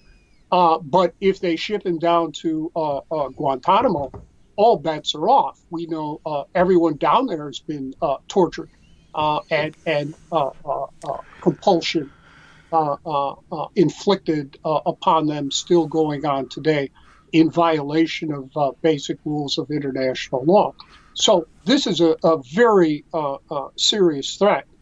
And that, too, has to be, in my opinion, the death penalty, Guantanamo, that has to be provided against here, for sure.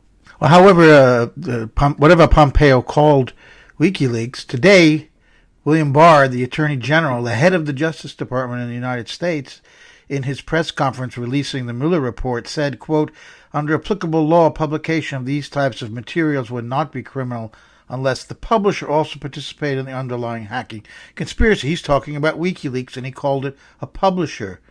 Is that significant in this case, in Assange's case? In fact, it hurts Assange, because I heard that statement, because the indictment itself says that Assange conspired with Chelsea Manning, then known as Bradley Manning, to crack this computer password.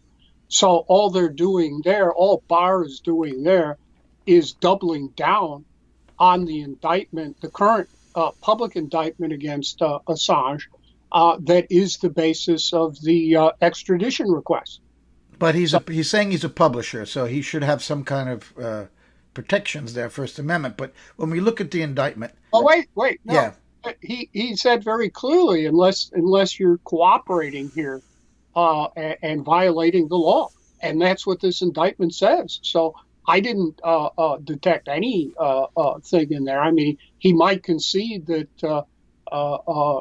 WikiLeaks is a publisher, but by the one hand, but with the second hand, then he took it away and said, well, de facto, he didn't say it, but he was basically saying Assange conspired with Chelsea Manning to crack this password. No. I'm talking about what Barr said today. He's saying that WikiLeaks did not conspire illegally with anyone from the Trump team, that there was nothing illegal that WikiLeaks did in that case, and he called it a publisher. That's the Trump team. That's not Chelsea Manning. Right, I understand that. But in the indictment, what it essentially says is that Assange was acting like any investigative journalist by trying to hide the identity of his source, that he was not hacking because Chelsea Manning, by the way, had a top secret clearance. She had access to everything. She didn't need Assange to help break in. There was no hacking. It was just about protecting her identity by making it look like someone else had logged on. But she didn't have to hack because she had access. This is what every reporter does. Bob Perry, the founder of Consortium News, said clearly in an article in 2010 that everything Assange did, he did. He encouraged his sources to even break the law if necessary to get the facts that he needed, the documents he needed. Joe, I agree with you. Yeah. If you read the indictment, okay, and the current indictment, and you also read the FBI agent's statement affidavit that was used to support that indictment, basically they've indicted Assange for practicing journalism and investigative reporting. I agree with that. But they've put it in such a way such a narrow technical grounds, I think they're going to get him extradited. Sure. And if he comes to the U.S., you've said on record he will never get a fair trial, even though right now they're indicting him for journalism, as you just said. They're criminalizing journalism. Why won't he be able to get a fair trial here? Well, first of all, they could ship him to Gitmo. We don't have any guarantees that's not going to happen, especially given Pompeo's statement that WikiLeaks is basically a hostile foreign intelligence service. So they could decide to ship him to Gitmo. We all know those are kangaroo courts. That's clear yesterday in the New York Times. They've been kangaroo courts from the get-go, as I pointed out. So he's not going to get a fair trial in Gitmo. But even if if protections are given by, guarantees, the British government asks for a guarantee or the European court demands a guarantee that he be tried in the United States Federal District Court, it will be a railroad and a kangaroo court. Under the Classified Information's Procedure Act, the federal judge will be able to deny Assange access to any classified information. There'll be motions in limine filed to prevent defenses that he thinks are necessary to put on. And he'll be muzzled in federal court, that's for sure. And remember, this is there in the Eastern District, I believe, of Virginia, where the indictment has been brought. Well, that's a rocket docket for so-called terrorism cases. So, I mean, they're going to basically treat Assange as if he were a terrorist and not a journalist. That's what I was going to ask you. Could they charge him with aiding and abetting terrorism because the information he gave out supposedly helped the enemy in Iraq, for example, and Afghanistan? They've said this before, I believe. That's what they charged Chelsea with, right? Joe, I leave it to your imagination. As I said at the beginning of this interview, once they get Assange over here, they could indict him for anything under the sun and the kitchen sink included. Yeah, aiding and abetting terrorism, right. And on that basis, they could send him to Guantanamo. They would have to have a terrorism charge for Guantanamo, wouldn't they? They could say that he assisted the Taliban, Al-Qaeda in Afghanistan, and therefore, for those grounds, that would give them jurisdiction to ship him to Gitmo. Right. And we know he'll be tortured in Gitmo. We know there'll be a kangaroo court in Gitmo, and he will be subject to the death penalty before a kangaroo court in Gitmo. Right. And to add all those charges, they would have to ask Britain to waive the rule of specialty. But that didn't have to be in the initial indictment for the extradition. Yeah. Theresa May is in cahoots there with Donald Trump. And, of course, I'm sure right now the British government would be happy to waive anything. Remember, Assange is not a British citizen. He's an Australian citizen. So once he's out of Britain, they could just wash their hands completely of Assange, right? And I don't believe the current Australian government, it's pretty conservative right-wing government, I don't think they're going to go to bat for Assange. Well, they haven't so far. Francis, thank you very much for your time this morning to talk about the legal situation with Assange. Sure, Joe. And so, I mean, the bottom line is it's up for all of us to go to bat for Assange, which is why I'm appearing here for a second interview. His basic human rights here are at stake. As of now, I believe his life and physical and mental well-being are at stake. And then the same principles are going to be applied to journalists and investigative reporters. What the U.S. government is trying to do here is set up a de facto Official Secrets Act, which is what they have over in Britain, where the British government is pretty much able to censor anything that from being published in the news that they believe is secret or classified or anything like that. So if they get away with this against Assange, that's pretty much what we're going to have instead of a First Amendment to the United States Constitution. Britain does not have a constitution. They don't have a First Amendment. They have Official Secrets Act, and I think you're a practicing journalist.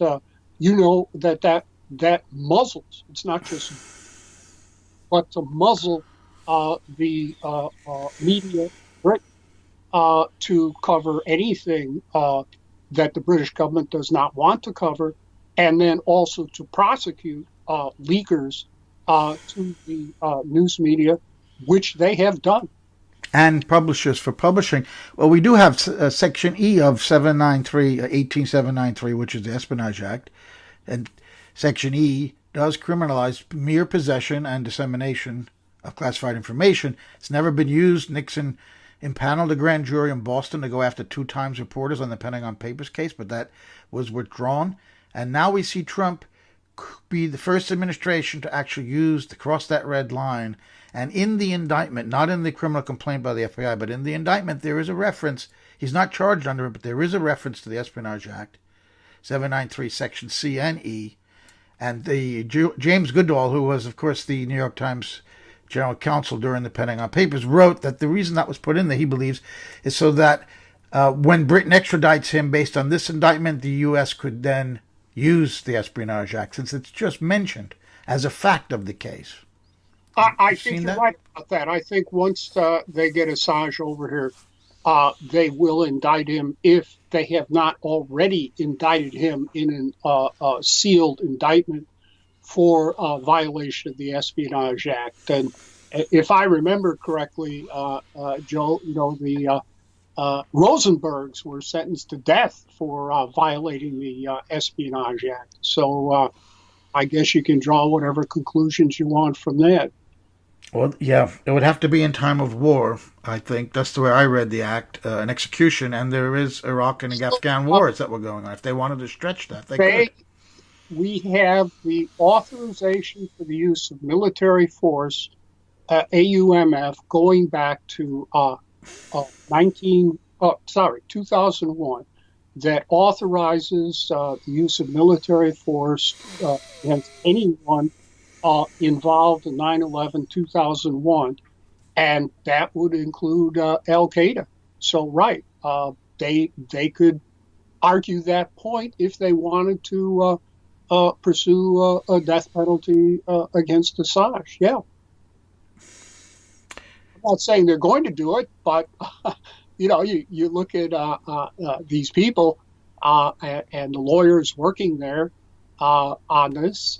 They're pretty totalitarian in their mentality there in the Department of Justice. Sure. Just look at the coverage in the news media against Assange. Just is vindictive across the board, as you can possibly expect. Indeed, even mainstream news media, New York Times, I've read, Wall Street Journal. They're hostile to Assange. They want his head on a platter, and the Department of Injustice under Trump and Barr very might well respond. And remember, Attorney General Barr is a CIA agent, okay, and Assange distributed the CIA K6 computer programs on hacking. So the CIA certainly wants Assange's head on a platter. And Barr, all this talk about Barr, he's a lifelong CIA agent that the CIA sheep-dipped at the night law school program at George Washington Law School. So he's going to want to come down as hard as he possibly can on Assange. Sure. You mentioned the way the Times and the mainstream media treat him. This is really a defining moment, in my opinion. You have to come down on one side or the other finally on this issue, and they are actually undermining their own case as far as press freedom goes if they go along with what the Trump administration is trying to do here, criminalize journalism. But it's more important for them, it seems, to protect the interest of the state against Assange, than even undermining their own press freedoms, which is what they might be doing here by supporting this prosecution. Yeah, as I said, I think if all this does happen, we will have a de facto Official Secrets Act here in the United States like they do in the UK that will then be used to muzzle the news media here in the United States, despite the First Amendment to the Constitution. Right, and we'll have a mainstream news media that is even more of a lapdog to the United States government than they are today. Thank you, Francis, for your time this morning. Sure. Thanks a lot, Joe, and hang in there. Bye-bye. Bye.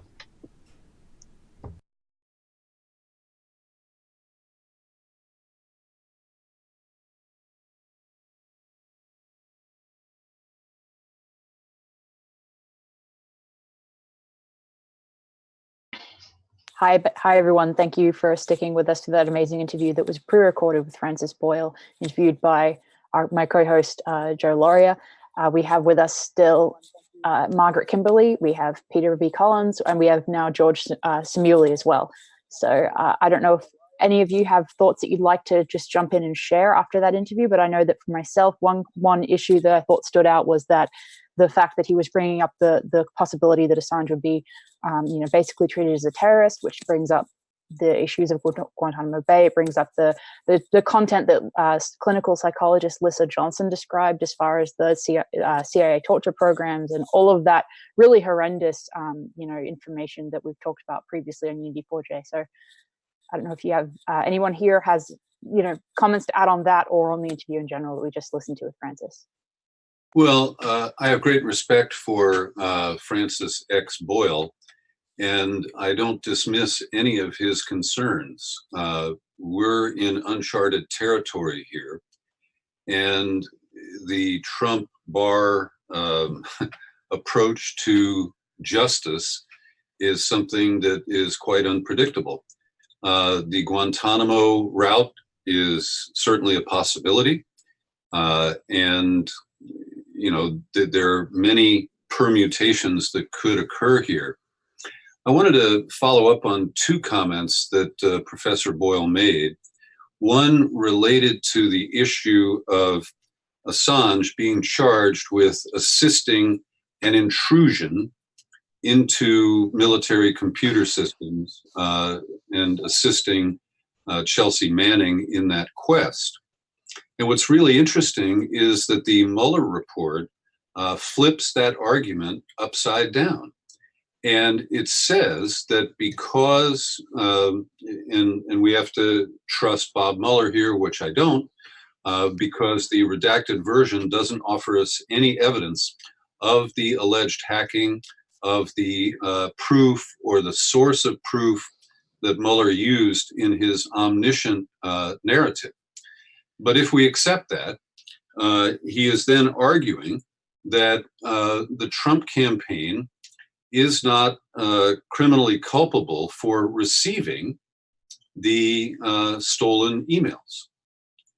And yet, in the single indictment that's been revealed to date against Julian Assange, they're using essentially the same legal argument as the crux of the indictment, saying that he can be found culpable for assisting in this alleged intrusion and hacking. And I just find that really curious, and we'll see, how it plays out. The other point that Boyle made that deserves emphasis was underscored to me. John Kiriakou was here in San Francisco last weekend, and I did a brief interview with him that I put out in a podcast earlier this week. And he was definitive. Julian cannot get a fair trial in the Eastern District of Virginia. And he cited his own experience with the chief judge who assigns all of these big national security cases to herself. And that is Liani Brinkema. And he told the story of how essentially there was a an inappropriate conference between the prosecutors and the judge at the point where Kyriakou lawyers were trying to challenge her ruling that excluded 70 pieces of evidence in bulk. She ruled she didn't, address each case on the merits. She just said, I'm going to save us all a lot of time here, and I am going to deny the motion on all 70 counts. And after this in-camera meeting that excluded Kyriakou and his attorneys, she emerged into the courtroom and simply declared that this case, she did not want to see it go to trial. And so she made it very clear that she wanted a plea bargain. And at that point, the government reduced the charges against Kyriakou to the single count that he felt compelled to plead guilty to, not because he was guilty, but because they were going to make him bankrupt. And so these are the kind of tactics that play out in that district court. And I think Professor Boyle is deadly accurate in his assessment.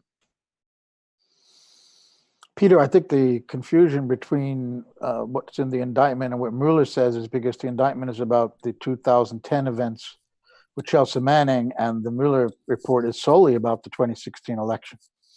And it's very easy to mix those two up.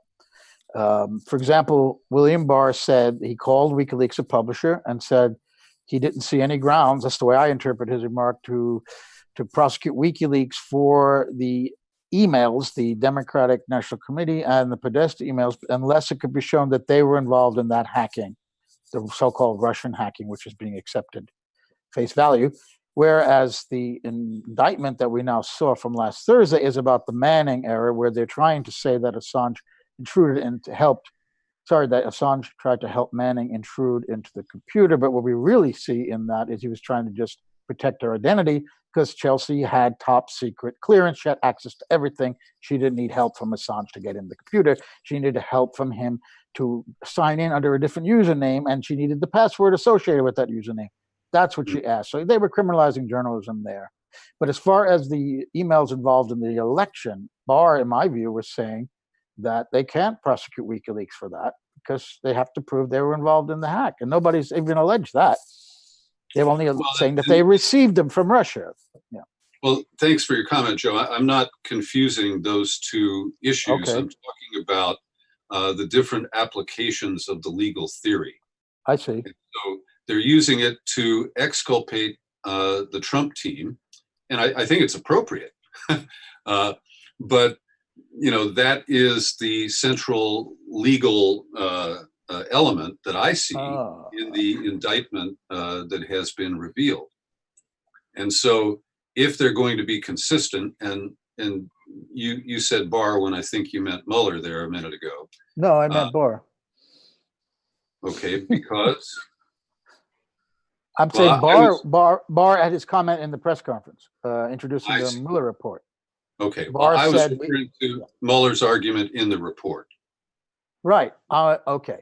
So what you're saying is that the Trump team was not in any way charged with anything about being involved in the hacking of these emails. And you're saying, the DNC emails, and you're saying that the same logic, if applied to Assange, would mean that he was not involved in the hacking either? Is that what you're saying?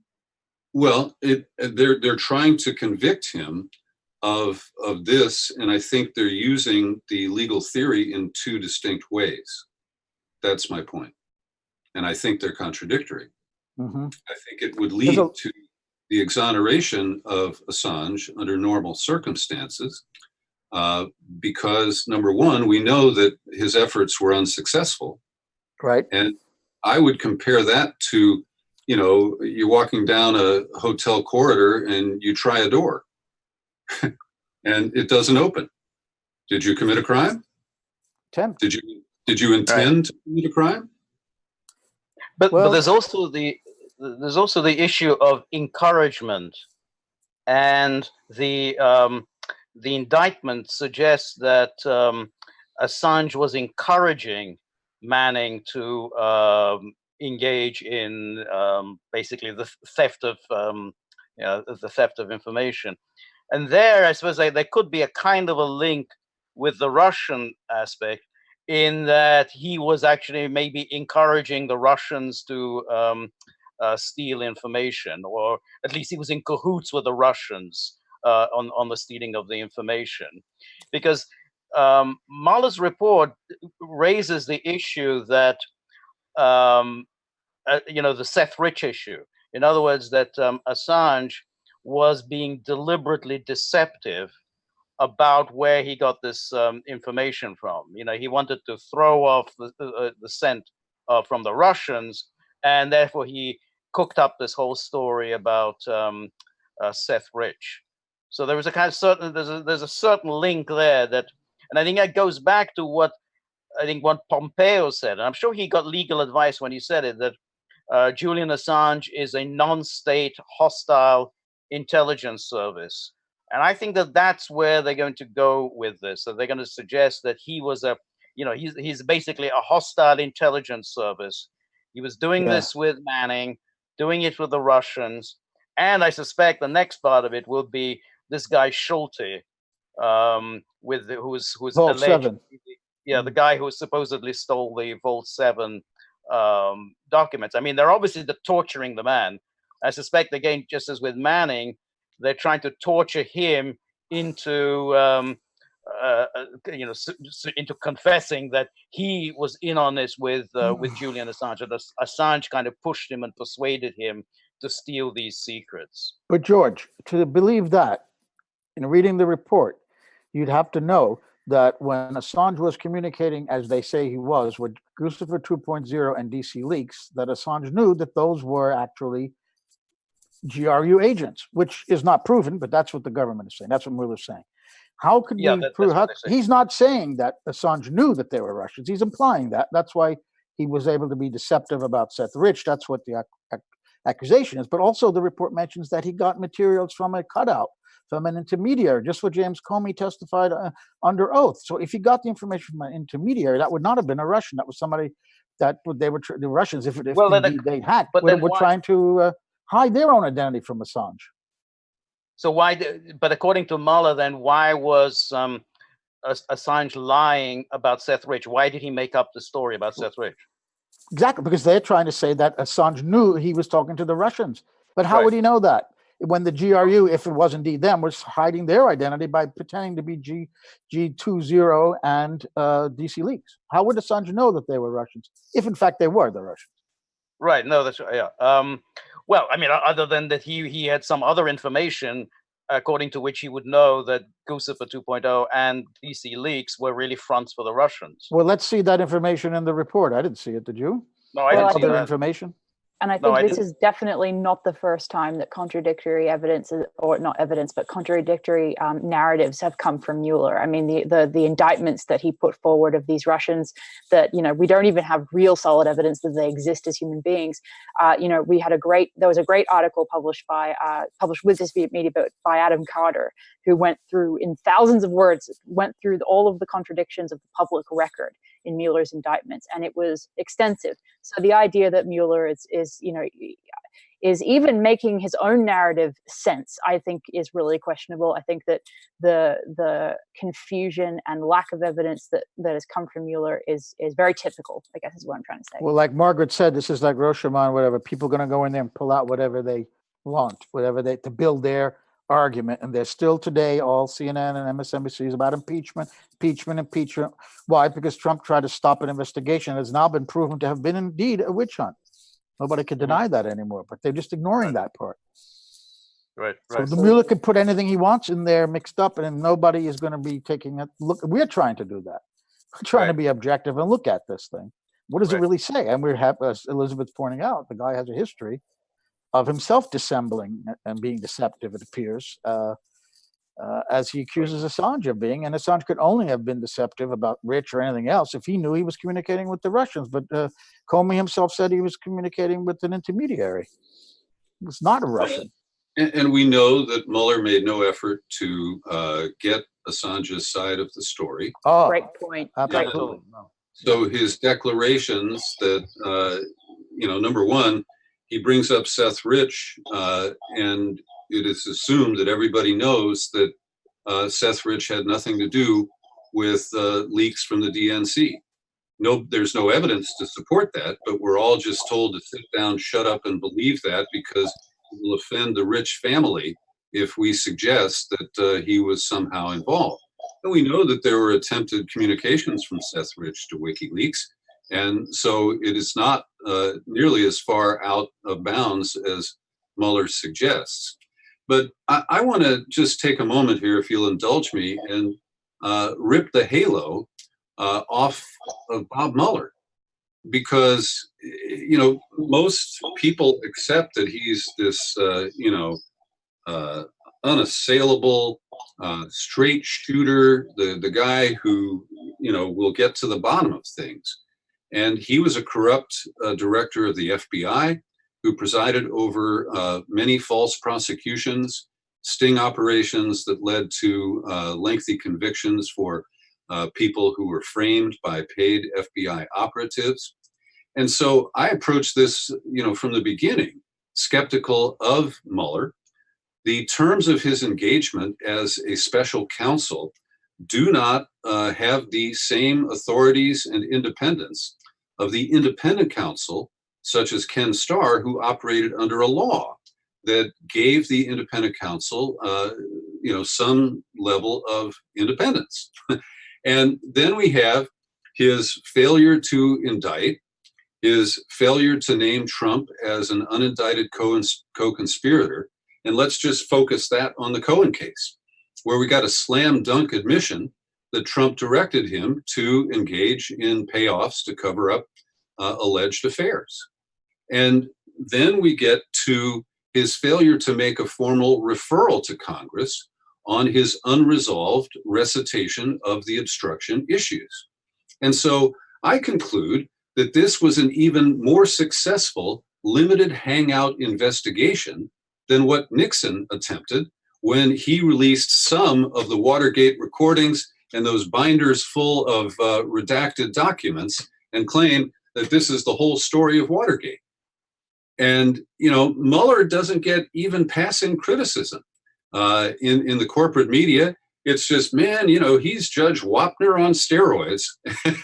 and the people must submit to his judgments and accept them. No doubt about it. Whatever he said in that report is being taken as gospel, except the parts where he said that there was no criminal conspiracy between Russia and the Trump campaign. They're conveniently not mentioning that, are they? Because their own reputations are at stake. Well, That's he was my always, opinion. George. He was always a bizarre choice as special counsel because, at the heart of the whole Russiagate is the FBI. The FBI launched this spurious, bogus investigation, cooked up this whole ridiculous story of the Russians Trump. And who do they get to investigate?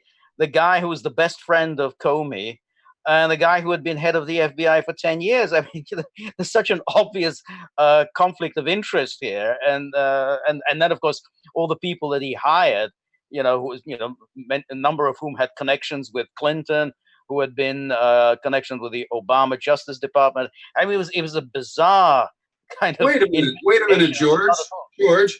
After Henry Kissinger declined, who would you choose next? That seems to be about the way of things in DC these days, for sure. We're laughing, but of course Kissinger was asked to do the 9/11 report. That's what Pete is referring to. Right. Yeah. And that was when there was an outcry. Bush didn't even want one at all. But right. He did the Central America. You remember there was the Central American Commission that was chaired by Kissinger. I think it was Reagan asked him to to look into Central America. That's almost as bad as Warren being, as Alan Dulles being pretty much the head of the Warren Commission. That's right. There you go. That's right. Yes. But and it's really unfortunate too that we have this conflation in the press now about thanks to this release of the Mueller report. And I'm not saying that the Mueller report should not have been released. I think it should be released with a few more redactions unredacted. But I think that now this is giving the press an excuse to conflate 2016 with 2010 and really muddle Assange's name into the whole thing and kind of forget the reasons he was actually arrested and expelled. Absolutely. And we saw this as well, like immediately late last year, I believe it was like November, early December, right when the State Department released accidentally the fact that there was a grand jury convened for Assange, that there were sealed indictments or whatever against Assange. And almost immediately you saw the fake story from The Guardian on Manafort allegedly going to meet Assange. And so again, immediately the narrative changed from, oh, Assange is actually a political prisoner, to this blow up fake story. So well, actually, I think it's the same. Manafort was there the day the feces was smeared on the wall. Apparently. So all we need is one surveillance video to show both of these events, and we're still waiting for them. I'm waiting for the picture of Manafort with a bag of kitty litter under his arm entering the embassy. Exactly. Yeah, And I mean, of we course laugh, but it's really horrendous to see that level of lies being touted in the press and intentionally created. Yeah. Right. This Marino is a real I don't want to lowlife. cry, Elizabeth. That's why I'm laughing, because I don't Yeah, want to cry. no, I understand. Well, I mean, may I have you ever ask, come across anyone with such a low life as Marino? I don't know. It's hard to come across anyone Yes. who's really a lower human being than that. Oh, come on. How about Augusto Pinochet, for starters? If we're talking about that region. There's always someone worse. Maybe There's Elliot always somebody Abrams. worse, but it's funny about Manafort. Abrams. We know that when Manafort talked to the Ecuadorians, it was to make arrangements to sell Julian Assange.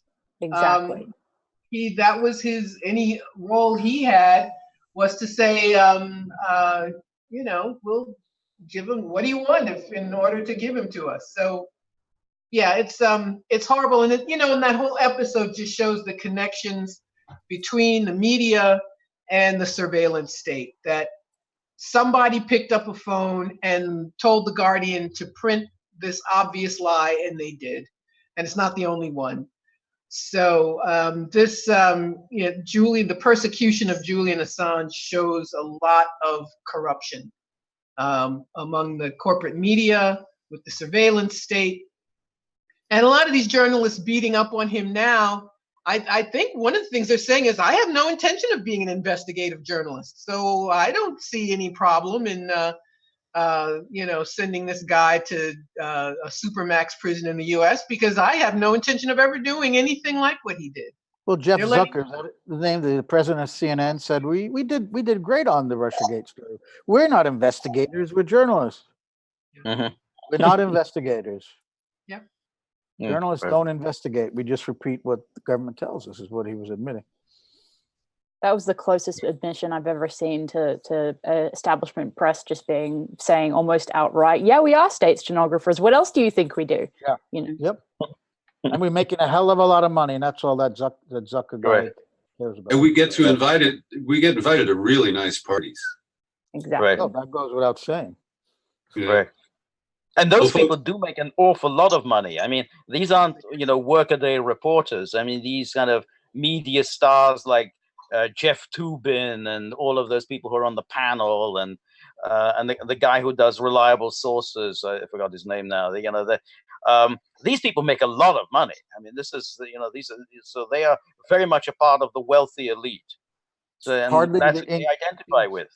Hardly the ink-stained wretches of the past.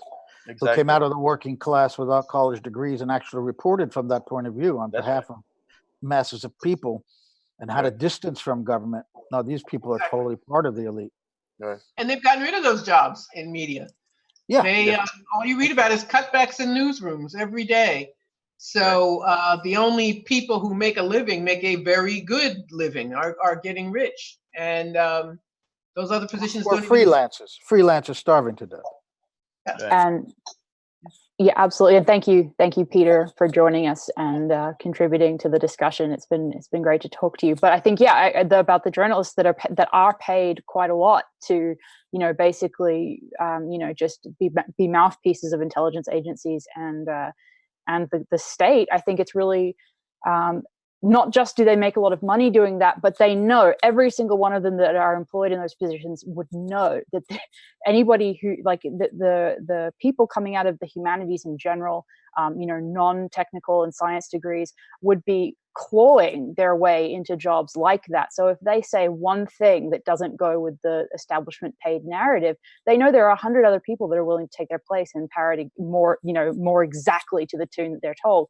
So I think that also, is part of it. And I'm not trying to excuse that. I'm just trying to say that, it's not exactly Right. like some other jobs might be. No, well, that's it. That's of course the point. I mean, somebody, Tom Wicker, I think years ago said, well, I write what I want to write. The publisher doesn't get on the phone to tell me what to write. Yeah, of course he doesn't, because he knows what you're going to write. If for any moment you were not going to write what he wanted, you'll be out of a job. So, yeah, of course it's not as crude as that. Rupert Murdoch doesn't get on the phone and tell somebody what to write, but he knows what's going to be in the paper tomorrow. And if it wasn't, then whoever wrote it will soon be out of a job. Actually, Rupert is quite a hands-on owner. He shows up in newsrooms, Wall Street Journal, Sunday Times of London, and gets involved in looking at the page maker. That's what I've been told when I worked at the Journal for 6 years. That I think when he was younger, yeah. He's never, when he was younger, I guess.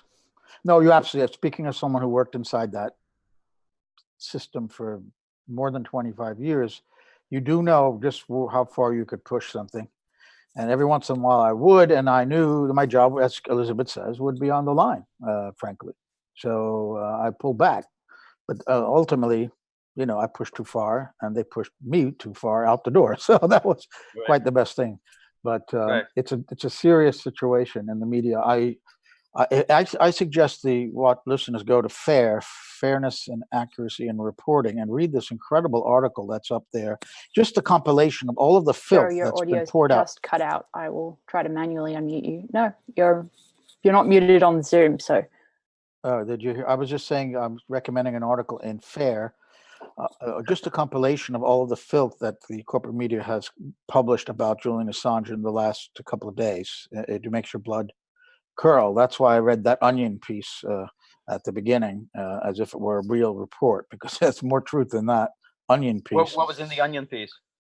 Well, it was quite a funny take. There was quoting a fictitious Fred Hyatt, who's actually the editorial page editor at the Washington Post here, saying, how dare that Assange? We condemn him for revealing to the public how little we do with our time, and that he is, all of the crimes that he's uncovered, that people are going to think that we should have done that now. How dare he do such a thing like that? Not considering our circumstances whatsoever and our reputations. That's why they hate him. Absolutely. Now I'm glad to see the Onion post that and publish it. Good on them for pointing that out. Yes, that was the first reading an Onion piece on this Vigil. Happily, April 1st would have been better, but came out today. Absolutely. The funny thing is when they say something like, Julian Assange is not a journalist, unlike what I am, and then they point to themselves and say, and that's a criticism. He's not like you. I mean, not a journalist. He's not a journalist. He was trying to steal information. He's not. That's why I keep pointing out that William Barr, the Attorney General, the head of the Justice Department that indicted Assange, said WikiLeaks is a publisher. I thought that was quite a statement that could be used against him. He's admitted that they are publishers.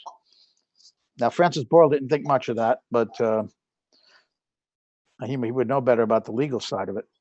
But the government is the top law enforcement official of the United States, as said WikiLeaks, is a publisher. What we've been saying all along. Yeah. Absolutely. And I think it's interesting as well that journalists are treating that role of a quote unquote, air quotes journalist as if it's this sacrosanct, profession. It's not it's not, it's not something where you're a medical doctor and you're licensed. You're not a licensed journalist in the sense that a lawyer is licensed or an attorney is licensed. And I believe, at least via social media, when I was talking about that, like let's say on Twitter, one person actually responded with a great quote saying, who is the press? Not what, but who. And then they had a definition just showing that it's anyone who is capable of printing information. Period. It doesn't have to be true. It doesn't have to be right. You don't have to agree with it. But that word press goes back to the printing press and the idea that whatever you could print was the press. So, in defense of the profession that I've been a part of, there are skills and there is experience, and that gets involved in how to research a story and write it in a proper way. And there are talented people, even and untalented people, even in the corporate media. The essence of it is, do you know how to get evidence to back up what you're saying? And can you make a credible case for the report that you're making? That's the essence. And anybody who knows how to do that could practice basically this profession. And there are a lot of people in the corporate media who don't practice it very well, and there are plenty of bloggers who have a better grasp on that principle of getting information and presenting it in a way that you could back it up. Now, I want to read a few of these things. From that FAIR article, a Washington Post editorial claimed Assange was no free press hero, quotes, and insisted the arrest was long overdue. The Wall Street Journal, on the day of the arrest, demanded accountability for Assange, saying, quote, his targets always seem to be democratic institutions or governments, yes, who are behaving in very undemocratic ways. Other coverage was more condemnatory still. The View's Meghan McCain, and we all know who she is, the daughter of the late John McCain, declared she hoped Assange, quote, rots in hell. Saturday Night Live's Colin Jost said it was, quote, so satisfying to see an internet troll get dragged out into the sunlight. That is the liberal Saturday Night Live hip crowd. It was perhaps the National Review that expressed the most enthusiastic approval of Assange's arrest, condemning him for his, quote, anti-Americanism, his anti-Semitism, and his raw personal corruption, and for harming the U.S. with his vile spite. This is the press. But it goes on to point out the United Nations and the ACLU have denounced Assange's arrest. And thank God these organizations, even Human Rights Watch, Ken Roth wrote a piece denouncing the arrest in The Guardian of all places. Ken Roth, the head of Human Rights Watch. So the UN and the ACLU, Committee to Protect Journalists, these are groups coming out in defense of Assange. What's that, Margaret? I said, but journalists not defending him. Yes. Yeah. The Committee to Protect Journalists. Yeah. Even the assholes who are writing all this crap are the ones getting protection. Absolutely. Terrible. And I mean, even comedians like Jimmy Dore, Lee Camp, they do a brilliant job at times of conveying information and backing it with evidence far superior to many of the CNN, and WAPO type of some of their journalists that we see treating Assange. That's because the truth is a joke in America. That's why It's the comedians are able to do it. Exactly right. But in my opinion, they are journalists. They'll say, Jimmy Dore often says, I'm no journalist, and I always say to myself, yes, you are. Yes, you are. I'm a jagoff comedian and working out of my garage. I'm in my garage, and I can get this. Why can't they get it? Well, he interviews people who don't get coverage elsewhere. The people who couldn't get arrested, who actually had the gall to present a counter narrative to Russiagate. He interviewed them. That's what journalists are supposed to do. So in my opinion, however he made a living most of his life, he's a journalist now. Lee Camp as well. I agree that they're doing the work better than professional journalists are. I have to agree with that, and especially Jimmy Dore. His last couple of ones have been just terrific.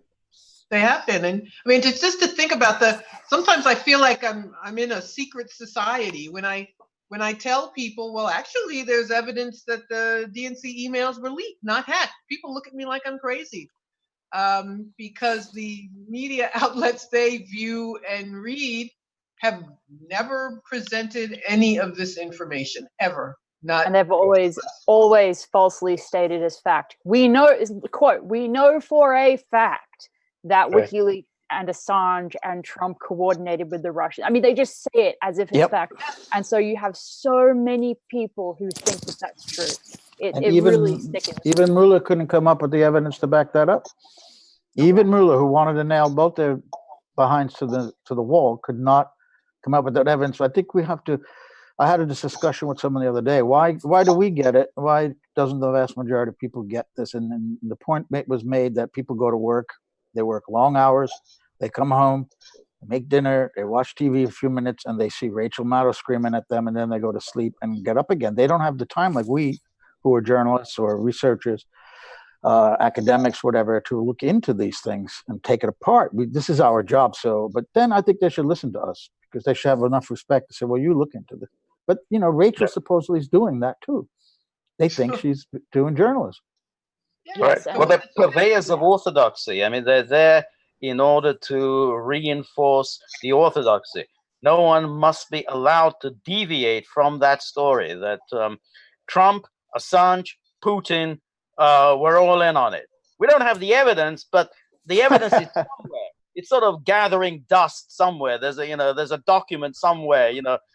Dear Donald, I'm doing the best I can. Signed, Vladimir. It's probably there somewhere. Can't find it.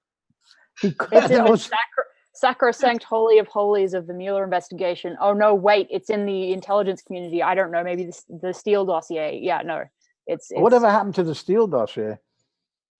That's been totally debunked by this. Totally debunked. Even I saw a headline this morning that said even the New York Times is saying, well, there may be problems with the Steele dossier. It's only taken them 3+ years to figure that out. The origins of it. Has the New York Times, I know the Washington Post acknowledged that the DNC paid for the Steele dossier. I don't know if the New York Times has ever given.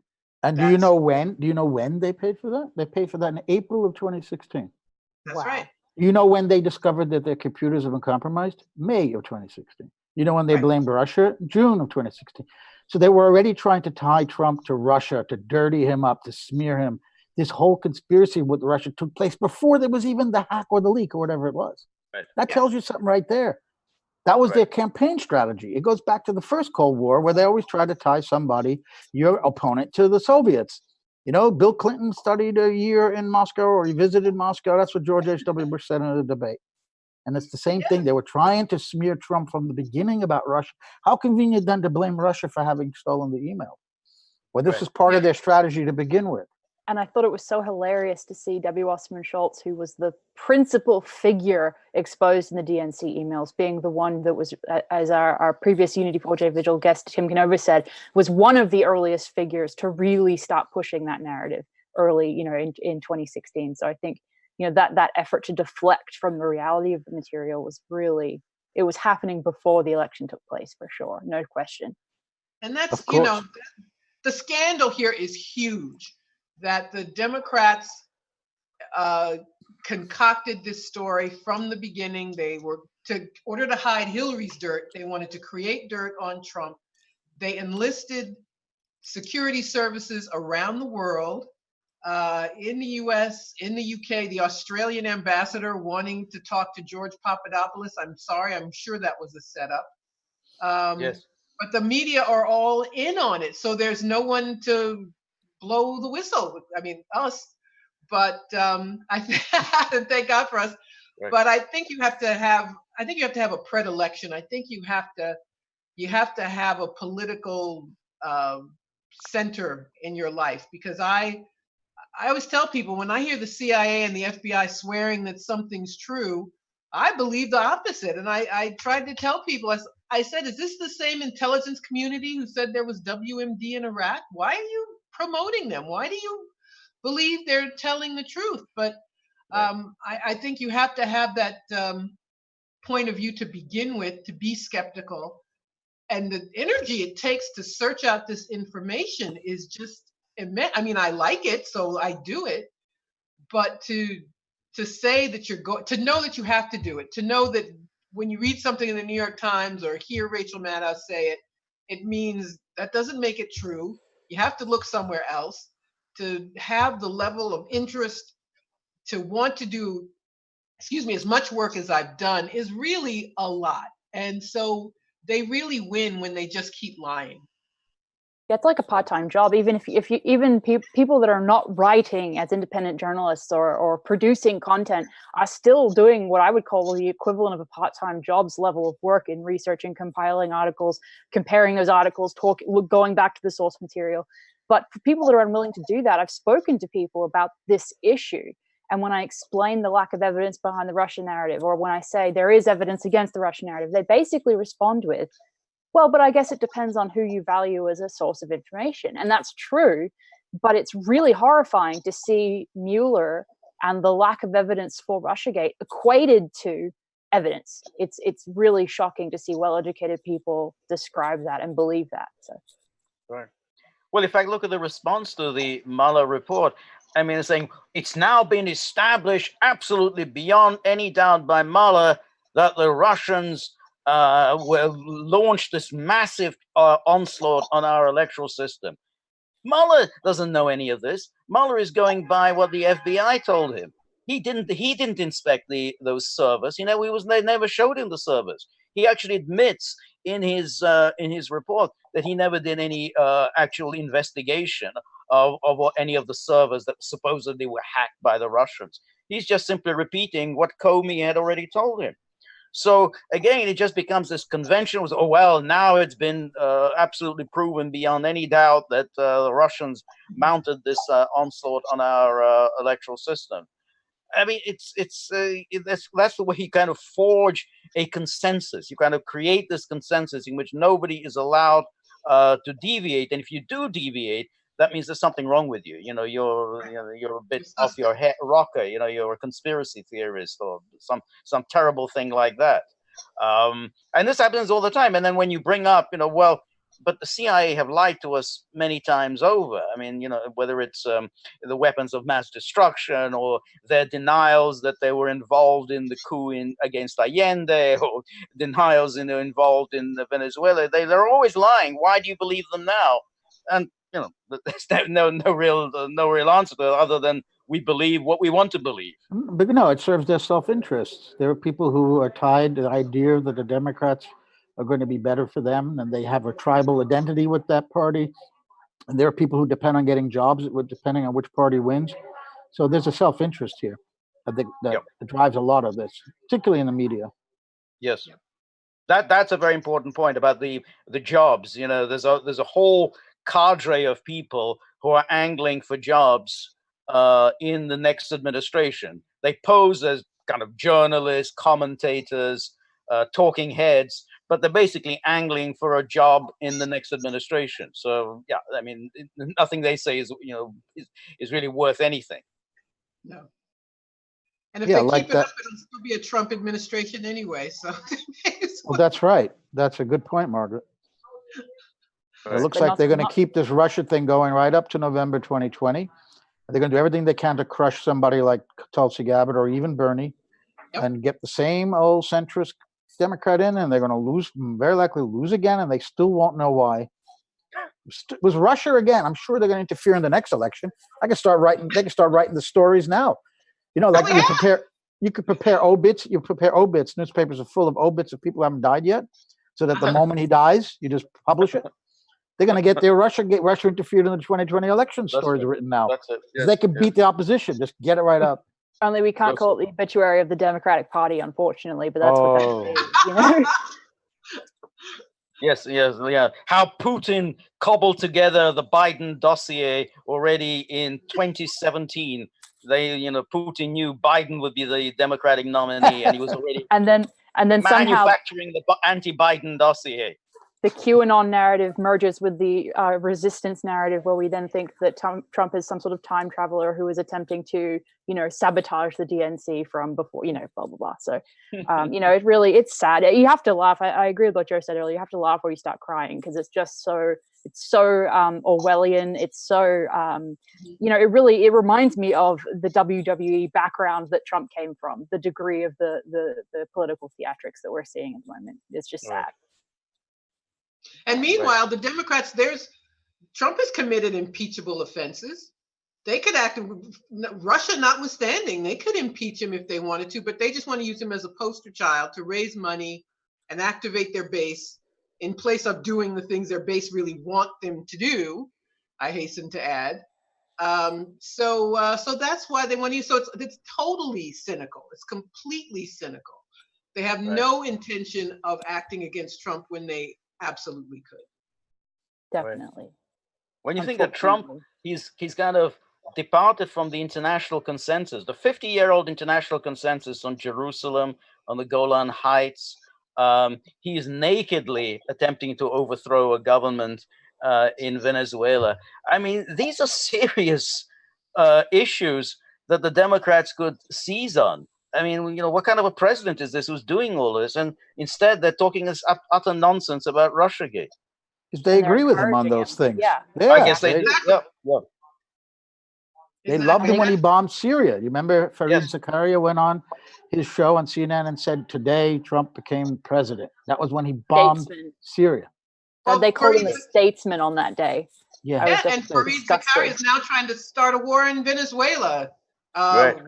Isn't Trump going to draw a line in Venezuela against, because Putin sent a few soldiers to guard some Russian missiles? I hate to say this, but I hate people who blame everything on the Council of Foreign Relations. But he's a creature of that. Yes, he is. Of Kissinger, particularly as a protege of Kissinger's, this guy. And yes.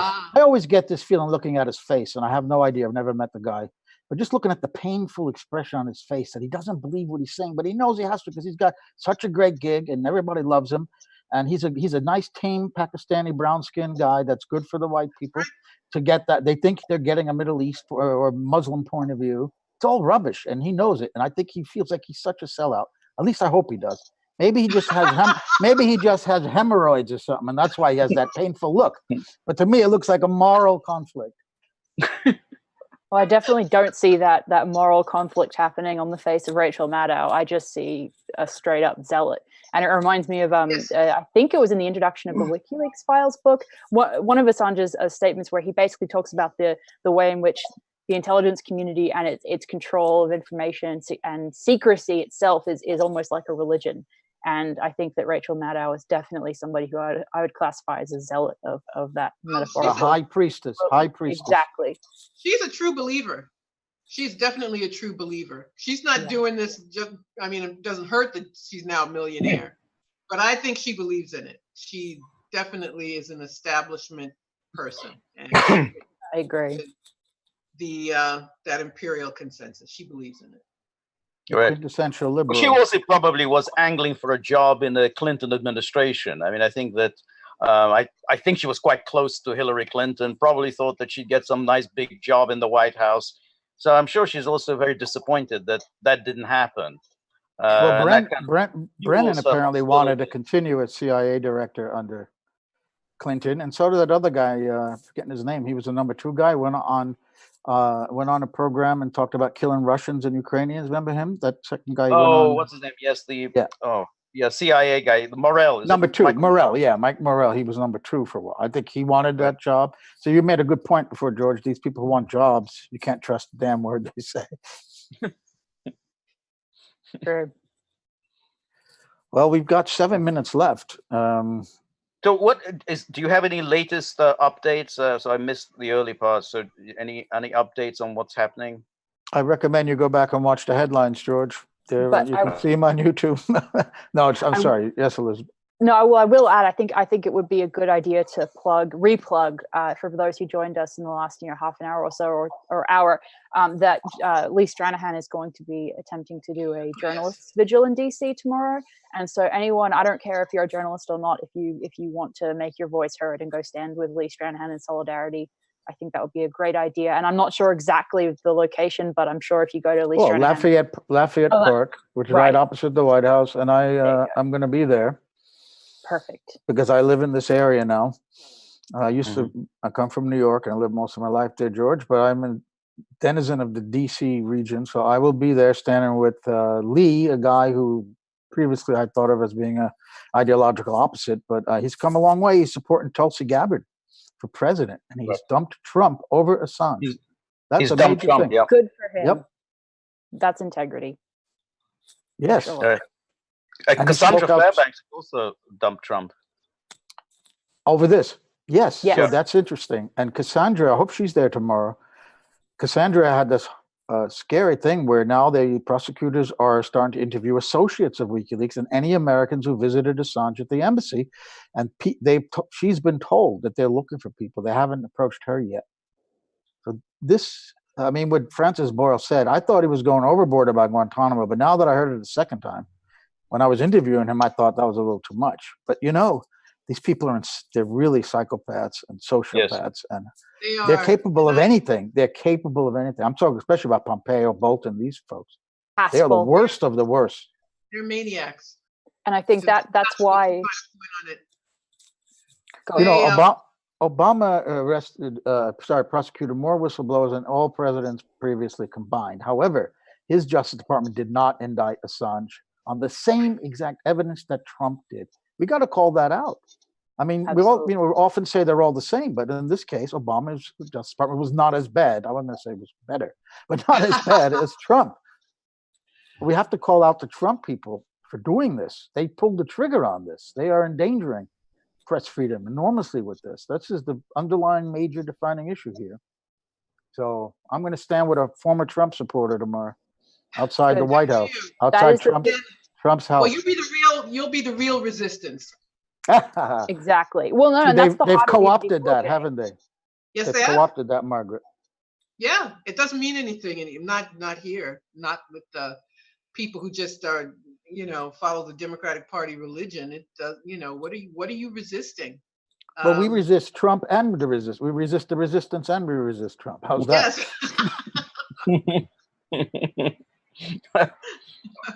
That phrase is so Orwellian. It really is a form of newspeak. We resist Trump, but only on the things that we don't do ourselves, and that means we don't resist Trump on anything substantial. It's sad, right. But it is very no, sad. I think it was really concerning to hear Francis talk about on the pre-recorded interview the idea of Assange being treated as a terrorist. That's one of the reasons that I wrote an article about the possibility of torture both in the UK and if Assange is extradited to the United States.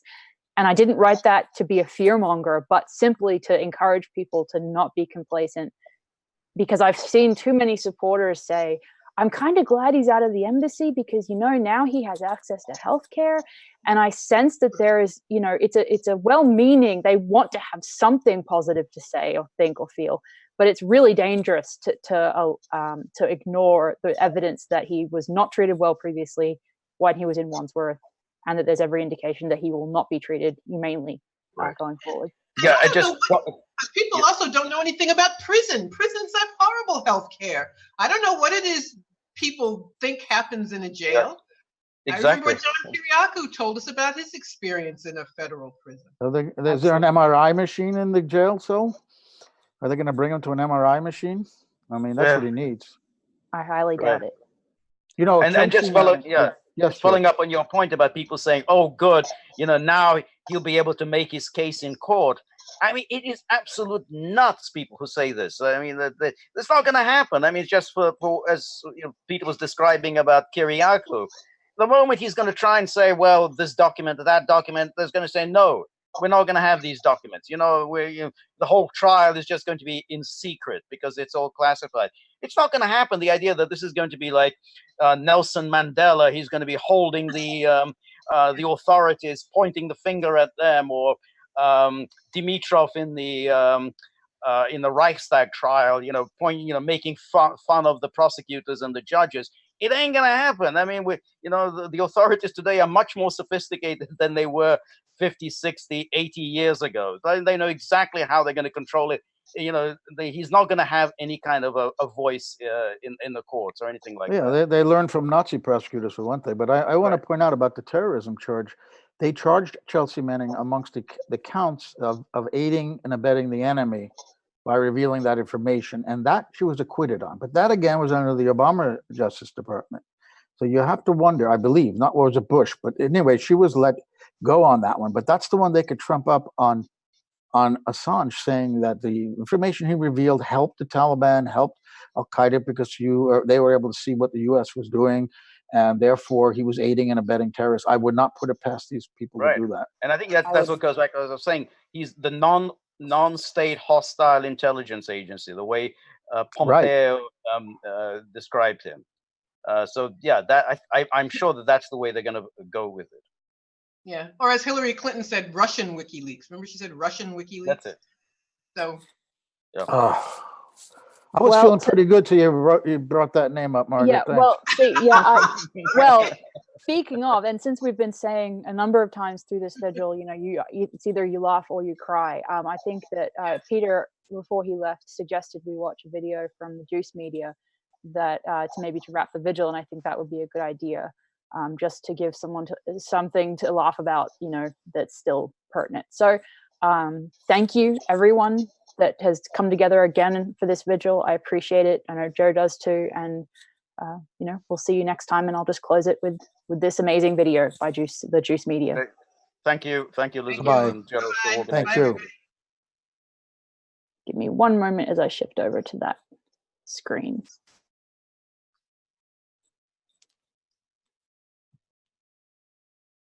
Okay. Hello, I am from the British government with a fabulous announcement. No, I'm sorry, we still haven't sorted out this bleeding shit show, but we have finally managed to arrest our most wanted criminal. No, the other one, WikiLeaks founder Julian Assange. Once we're done, we'll extradite his skippy ass off to Virginia to face a grand jury, because we're America's bitch. Yeah, baby. We'd like to thank all who aided us in this operation, especially the Ecuadorian government. Hola, I'm from the Ecuadorian government, and I'm here to confirm that our new president is America's bitch too. That is why he agreed to cancel Harry Hacker's political asylum and let pigs enter our embassy to arrest him. ¿Será que nos pueden dar nuestro crédito el FMI ahora, por favor? Hello, I'm from the Australian government. Since Mr Assange is our citizen, we feel compelled to state in the strongest possible terms that we're America's bitch too. That's why both of these bung stains will leave him up shit creek without a paddle. After all, we're the same dickholes who are prosecuting whistleblowers and banning encryption to make it harder for journalists to expose our shitfuckery. Hello, I'm from the US government. We're grateful to all our bitches for handing over Julian Assange, who's wanted on charges of making us look like war criminals. Which of course we are. We have indicted the accused for the crime of helping his source to anonymously access documents in the public interest, otherwise known as good journalism. Journalists, of course, are not supposed to be good. They're meant to be piss-weak on questioning stenographers who publish what we tolerate. By extraditing a foreign journalist, we hope to send a clear warning to all journalists not to mess with our shit. We ask all of you to cooperate with us in setting this dangerous precedent by focusing on how the accused is a bit of an asshole instead of our attempt to destroy your press freedom. American Empire. Authorized by the United Bitches of America.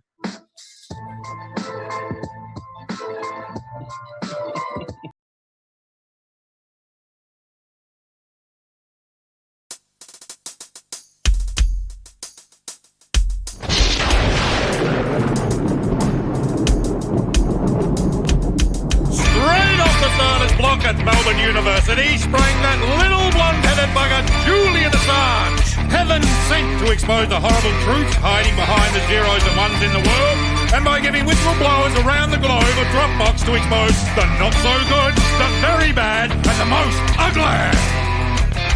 And boom! Boom went Julian. Boom! Boom went Julian. Boom!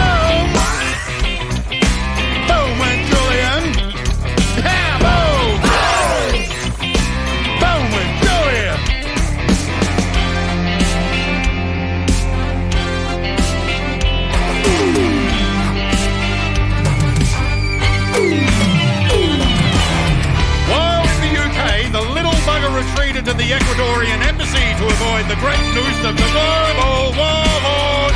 Egged on by hungry banksters and corrupted politicians, all was scrambling to stay hidden away by telling big fat lies through a well-controlled mainstream media. They couldn't keep Pandora's box closed because boom! Boom went Julian. Boom! Boom went Julian. Boom!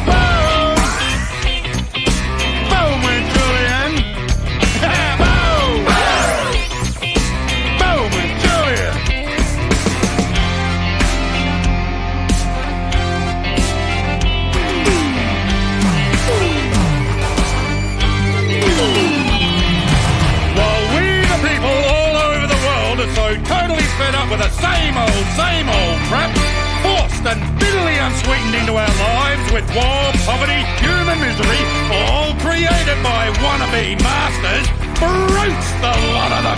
And we're getting a much better idea who they really are. Oh yeah, when boom goes Julian,